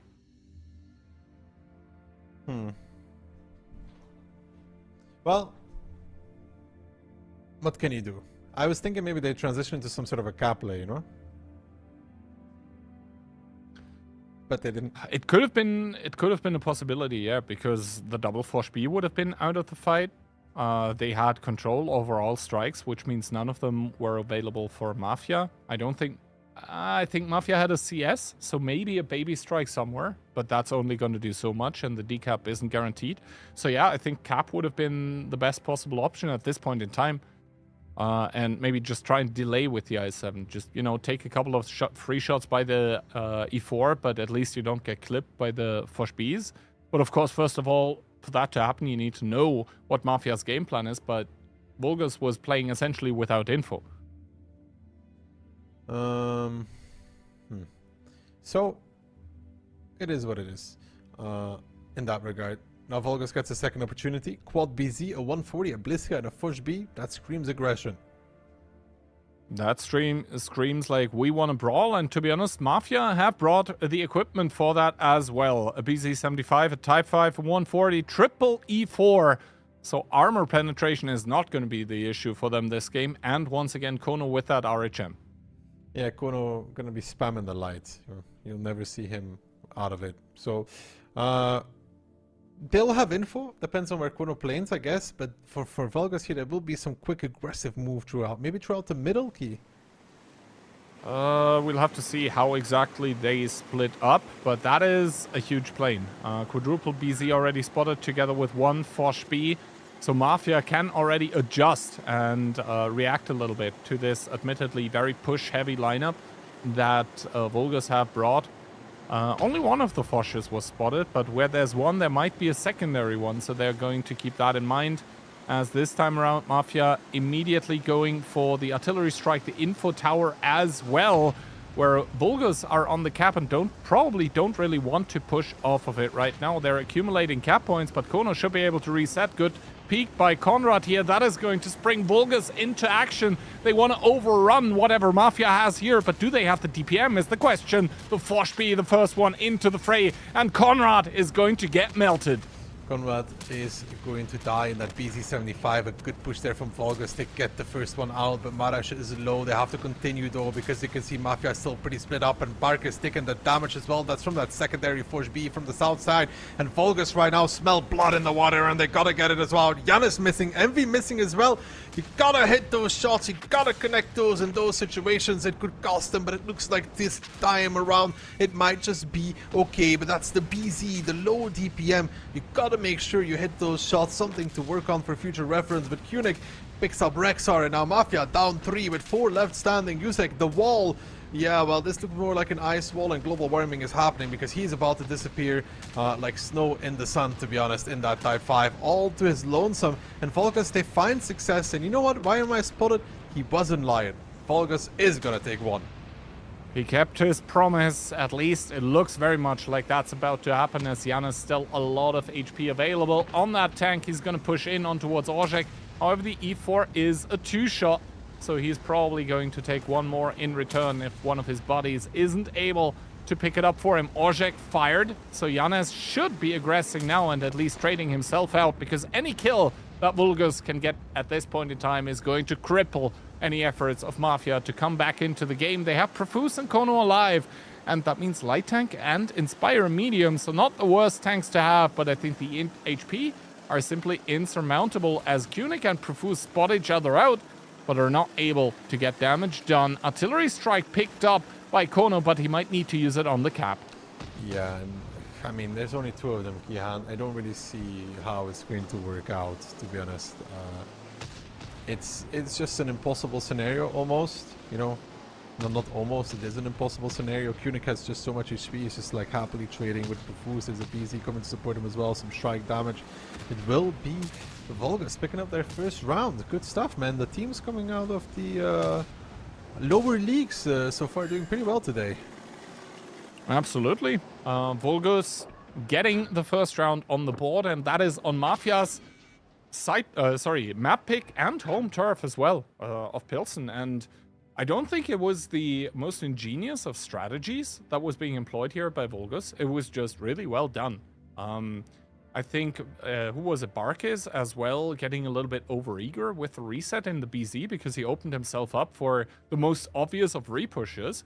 And even with BZs that Vulgus was employing, even with those with kind of low DPM, if you get the focus fire right, and if you get the snowball rolling, then the avalanche downhill is going to roll over the opposing team. Yeah, so Vulgus, Kunik, they're coming on top. The only nitpicking thing you can do is that those bounces with the BZs, because that can be very costly. Yeah, let's see. Actually, the pens here is 655, not too bad. 665. I mean, yeah, sometimes the BZ gun do be like that. 422. So I guess it looked worse than it actually was for Vulgus. And judging by the fact as well how fast some of the text melted on the Mafia lineup, I guess the pen rate wasn't, you know, super bad. But of course, every single bounce is something to work on.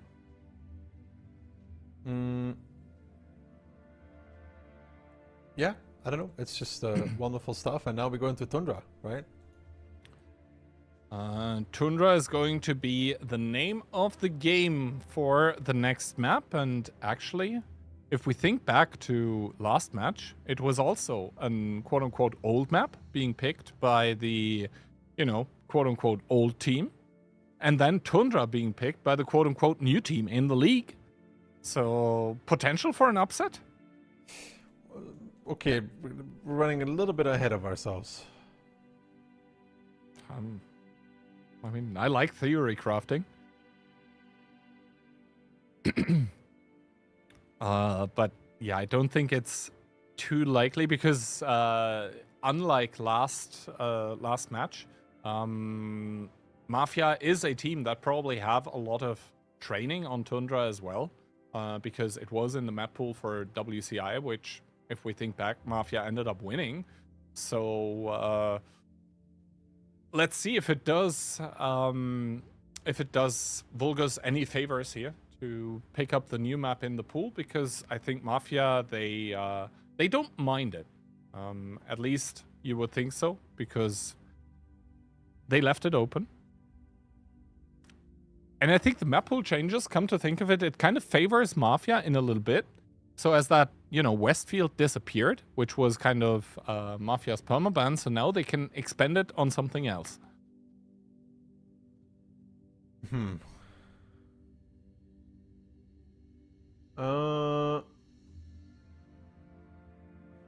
Yeah, sure.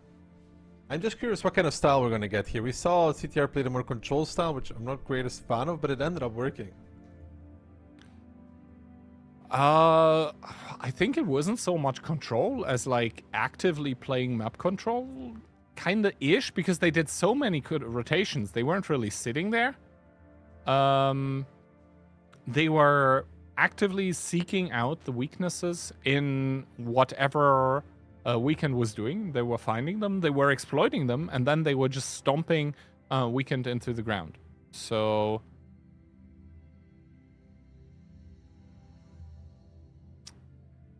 as we wait here, there seems to be a small little tech issue with one of the observers, but let's hope that we can rectify that one soon and be on our merry way into the match soon enough. Did you see anything new on Tundra so far? I mean, we have one match to work with now, and to be honest, the CTR opening to the south looked very, very interesting. Like playing with the cap and trying to force people out in towards engagements that they don't want to go into. That was something I don't think we've seen like that before. Yeah, but I don't think that's something you can continue. Like, people see it and they analyze it and then they learn how to play against it, you know? That might be true as well. I mean, that's how it should go. You see something, you see how it works, you analyze it, and you're like, okay, if we ever play against this, we're supposed to do that to not fall the same trap like Weekend did. But then again, I mean, maybe Mafia and or Vulgus have seen it now, but I think it's very short time span to develop a strategy against it. So if either team uses exactly that now, maybe they trained against CTR.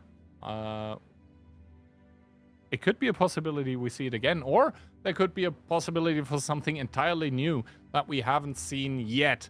Tech issues seem to have been resolved, so let's go into our next round. And Vulgus to Tundra are bringing double BZ75, double IS7, an E50 MO140, and a Foshby. In return, Mafia triple quad BZ, a CS, E50, and a 140. I think those are exactly the tanks we spoke about before the Tundra in the previous match. So Mafia definitely going with the meta. Vulgus as well, to be honest. That Foshby, once again, I'm not the biggest fan of it on the map, but we've seen CTR make it work. So let's see if Vulgus are able to do the same. So far, the entire team going towards the north. The CS63 there from Barkis going towards the mid-strike. Going to go collect that one. All are coming from the lower side, and the question is, does Vulgus turn left, or do they keep going for A3? Good blind there, though, on towards Kunik. Good blind. And back. Actually, both of them end up hitting each other here.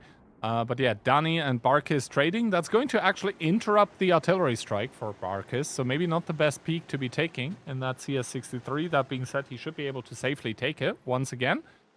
As Orzhek does not get blinded by Kunik, but does end up picking the info tower. Yanis now in the position to possibly damage Barkis on the retreat. He does put a good blind shot into the CS63, but now Barkis does end up getting out, but taking 650 for a strike. Is it really so good? Yeah, I kind of doubt it. No, not worth it, to be honest, for Barkis. That strike would have to hit numerous targets for it to really do something, and so far the battle will slow down because I think Vulgus are pretty content with rotating strikes. Why would they not be? They have hill, they have control of the north strike, the mid strike can be taken by Mafia. I really think it's Mafia here that has to consider doing something. Mafia have also taken more damage, so according to tiebreaker rules, Vulgus would be winning right now, but as we still have over 8 minutes, I don't think people are starting to think about that quite yet, as Konrad might also be about to reverse that. Never mind, Janus doesn't get spotted for this little move off the artillery strike. And now we're going to be settling into a Tundra meta that we've not really seen before. Those are two teams that are very content with the positions that they've taken and are very content with not doing a whole lot else, it seems. What would you do, Kian? If I was the IS-7, load HE and annoy the BZs.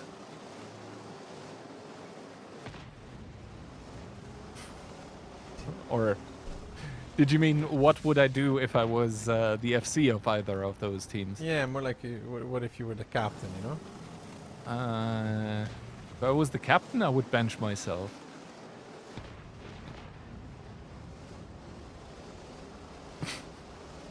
But yeah, Yuzek is going to be picking up a secondary strike that obviously gives up the information about where he actually is, or where an enemy tank is. Both teams have taken info towers before, so they're playing with full information as towards the lineups. As Koenig once again gets blinded on his info tower, is not able to pick it up once again. Only has 2 charges of his ability left. Orjek only 1 though. So the better Inspire would be coming out of Koenig right now for a possible fight. Never mind. He activates it for... I'm not sure what reason exactly.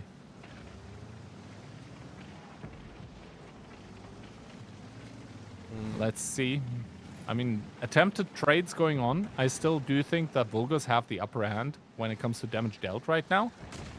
But, oh, Konrad taking another one to the face as well. Now that's definitely the case. Mafia dropping below 20,000 as Marches takes a blind shot, was probably typing.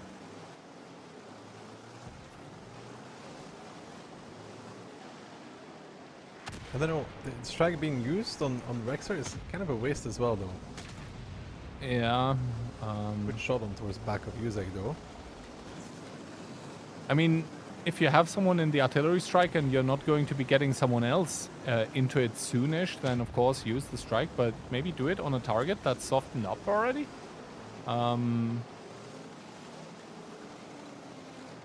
Why Am I Spotted now has the priority though on the mid strike, so he's going to steal it away right away from Yuzek's nose. He does get reset. Artillery strike by Mafia on towards Ole, but Janus also should have a strike to be resetting Yuzek here if he wishes to, and exactly that's what's going to happen. He puts it in a way where he stuns Why Am I Spotted as well, but that's not going to matter.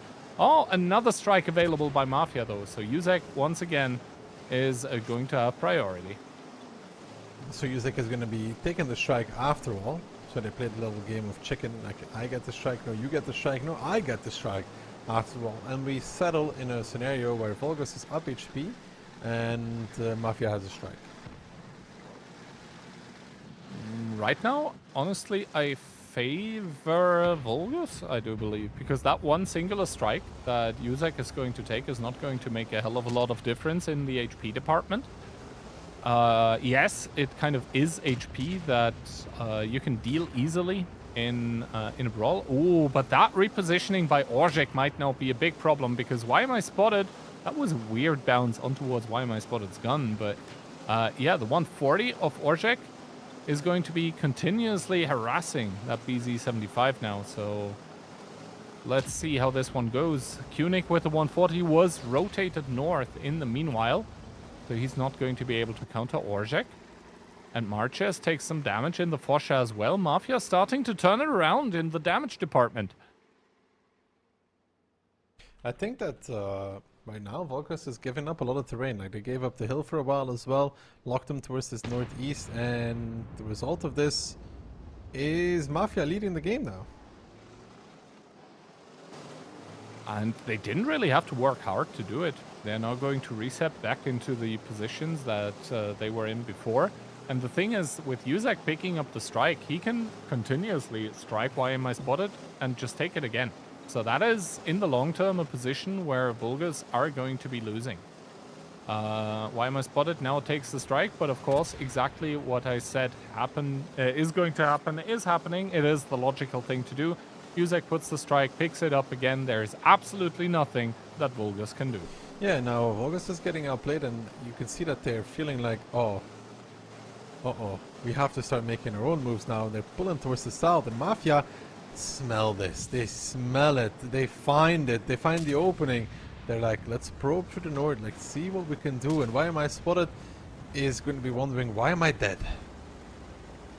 So far so good for him, but that artillery strike is going to be not the end of him. Barely gets out of that one, but obviously 212 HP is not a lot. And Rexar still has a strike available, is going to use it right now. Why am I spotted driving into it, not getting out of that one. First kill for Rexar. Yeah, now Vulgus has to do something, but what can they do? They just lost control over both of the strikes.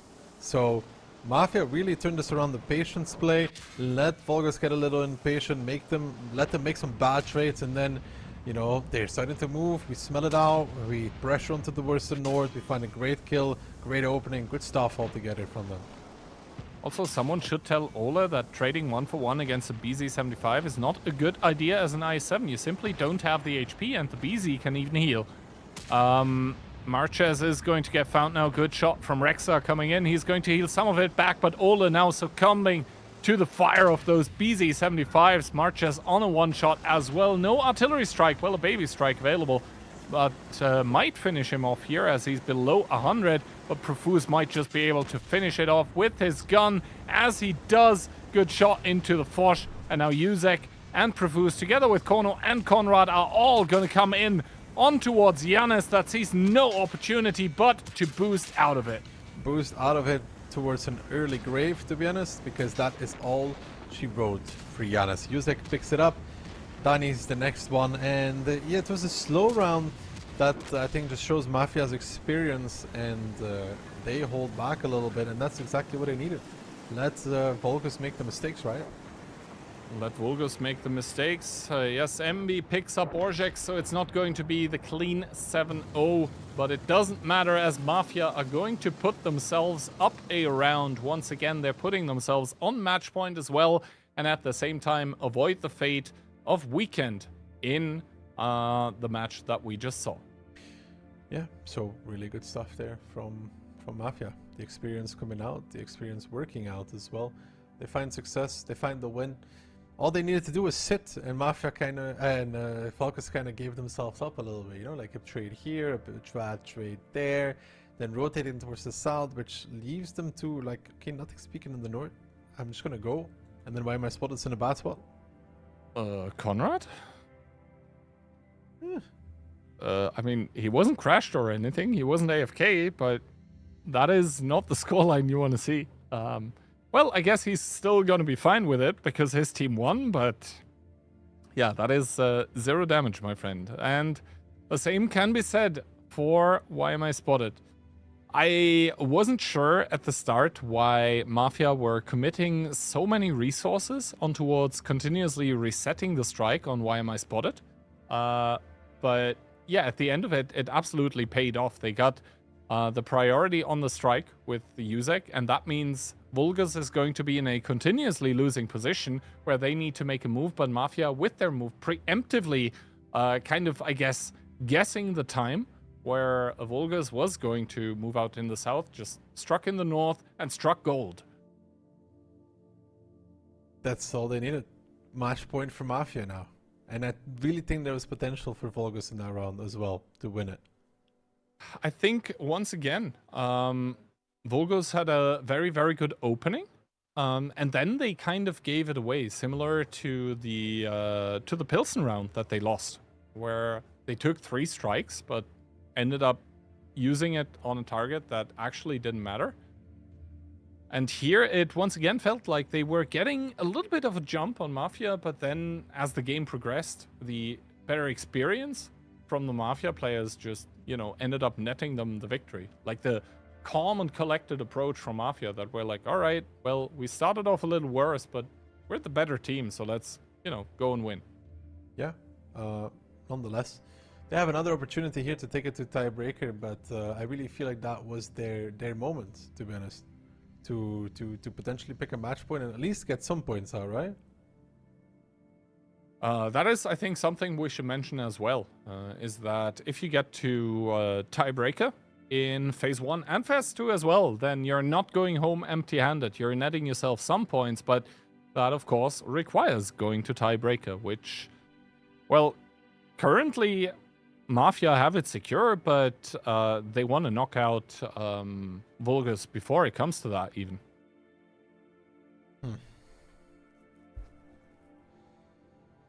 I think Mafia takes a 3-1 now, though. My prediction's right. I think you might be correct with that.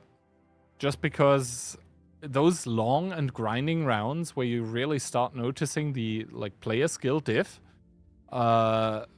those kind of remind the players in both teams as well who is the underdog and who is the supposed favorite in the match. I think that is what we just saw. Like, Mafia played the long game and they were just flat out better in the long game.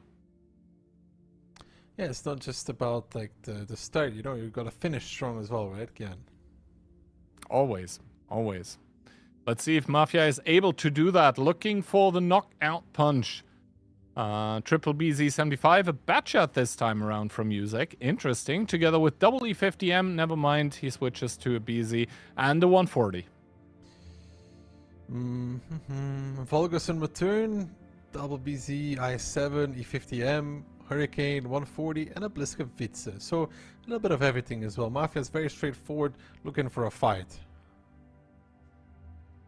Also, one more thing that I forgot to mention until now, but all of those players have the purple binoculars and purple camo net available to themselves now, because they are available for purchase in the Onslaught bond shop. But given the tanks, I don't think we're going to see any of it, at least this round. Do you think it could maybe be useful on something like SRB or Gorilla? Not really. Not really? Alright. Well, Ole is going to get into the first of the 2 strikes on Tundra, and I think he should be able to pick it up as Kunik tries some more blind shots on towards Profuse. It's the same little 140 blind shot minigame that we saw past round. But Profuse has gotten the info tower already, so he won the game, even though he didn't even play it correctly, at least when you're going about blind shotting people. But yeah, Conrad might want to pick up the RT strike here now as Profuse gets actually found and punished a lot. That's a surprise. Yana speaking here gets punished a lot as well. Not sure what he was trying to achieve there with the Bliskovice. Kind of a bad move, right? I mean, he was trying to achieve some damage, and he did that, just not in the way that he wanted to. Getting spotted here on the cross as well now, but no punishment coming in as, Mafia sees the potential for a double strike. They only get 1, but Giannis, he didn't deal damage, so he doesn't have the ability active. Takes the full 450.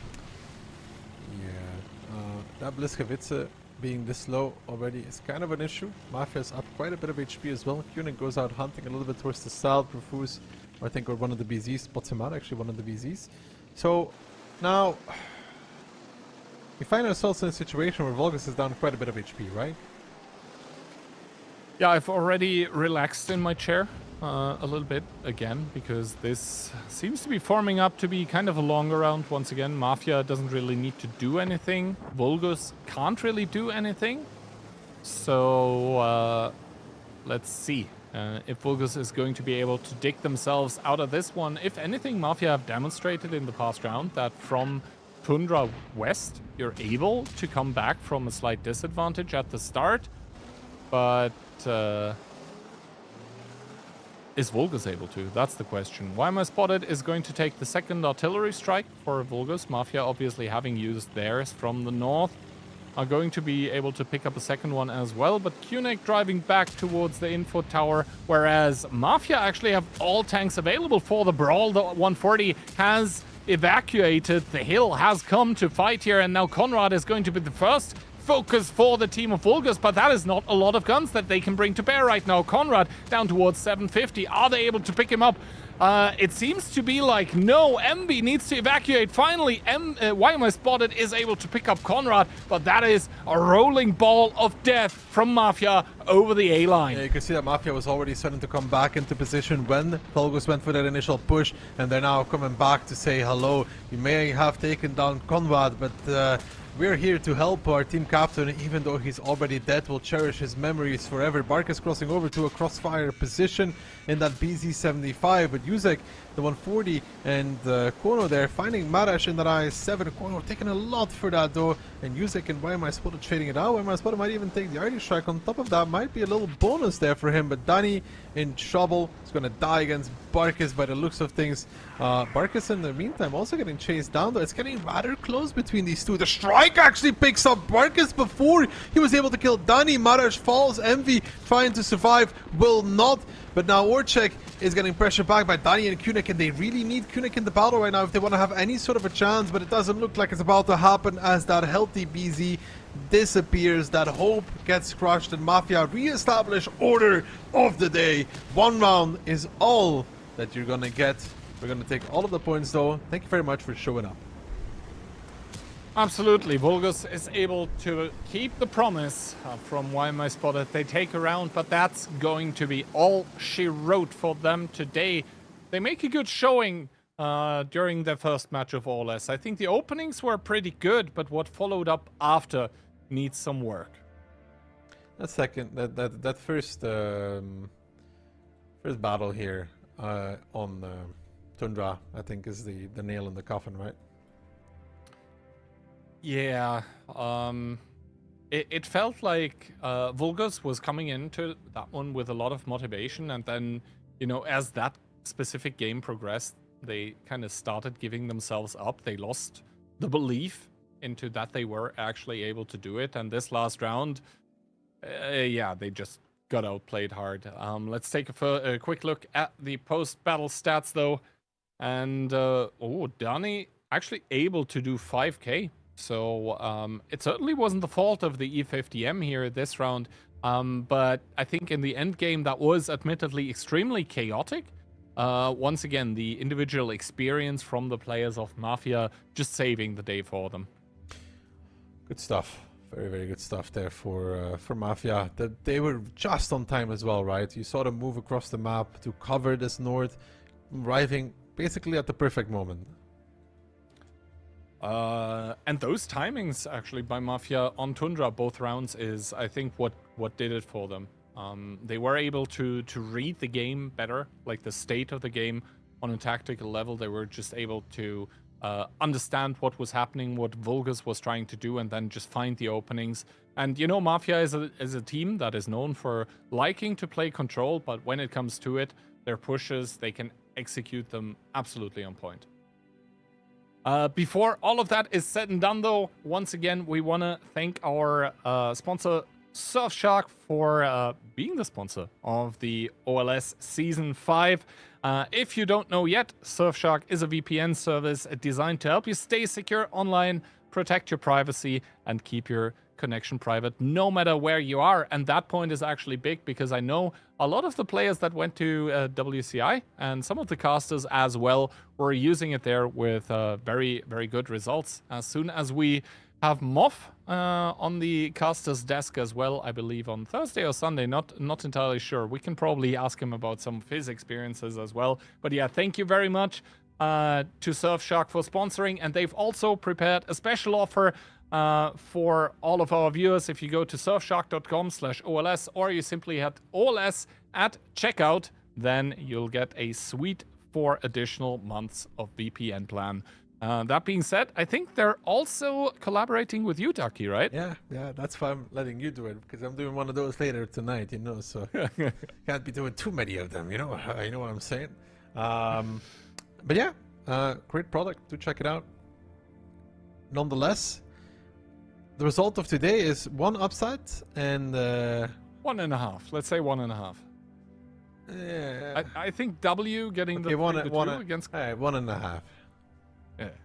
But yeah, let's remind all of you as well about the kind of special drops that we have today, because the 5 OLS tokens, those are kind of usual, but the BZ75 and the T110E4 that are available in Onslaught for you, I think those are pretty good, if not absolute meta tanks for the mode.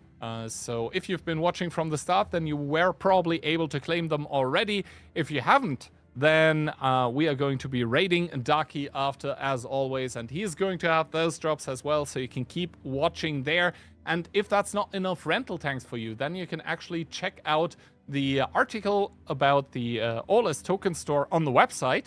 And if you're logged in to the portal with your World of Tanks account, you can claim the UDAS 1516 as a rental tank there as well. That's an Inspire medium. It's a little bit more difficult to play, but it's certainly far from being bad.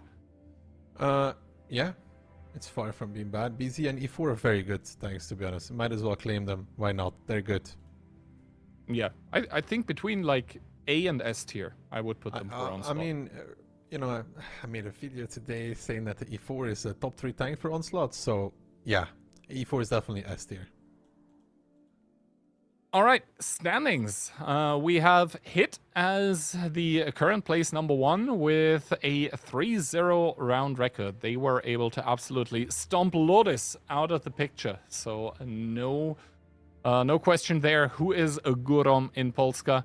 And then second place, I think that is kind of unexpected to see CTR up there. So I guess if you're on CTR, you're kind of going with a stop the count meme. Mafia shared second place, I guess, with CTR. W is fourth, which is better than their last season finish. They have relegated Cashback to that 5th position. Vulgus and Weekend shared 6th place, which is a negative surprise for Weekend in my book. And Lotus, well, they were taking it up against Hit. What can you say? Yeah, like I said, this was not where we expected Lotus to take points, right? So, nonetheless, I think it's all good for them. We'll continue monitoring the situation, you know, like when they start losing against direct opponents, it will not be that good. But against Hit and Run is always a very strong team during the regular season. One of the best, if not the best. They were the best last season. So, you know, it's no surprise. Now, Playdays, we have obviously concluded the first one of those, but there is going to be a lot more. I believe 13 more Playdays coming up.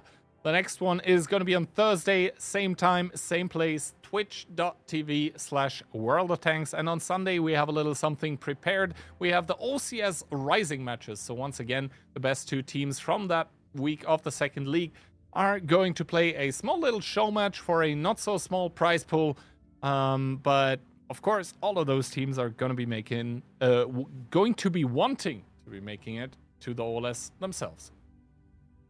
Indeed. And the bundles are, of course, still available as well. The base, the advanced, but the Oracle bundle is probably the one you want to go for. Predict correctly which team will win the OLS and get an upgraded bundle out of it as well. You can, however, monitor the season a little longer before deciding who you want to root for in the playoffs and see where the teams kind of stack up against each other, because those bundles are going to be available for a little while longer until the playoffs basically start. So if you're not convinced just yet, don't worry. You still have a lot of play days before you need to decide.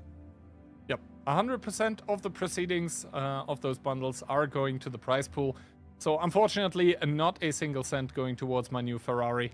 Yeah, after all of that is said and done, I think thank you very much, Daki, for casting with me. It was, as always, a blast.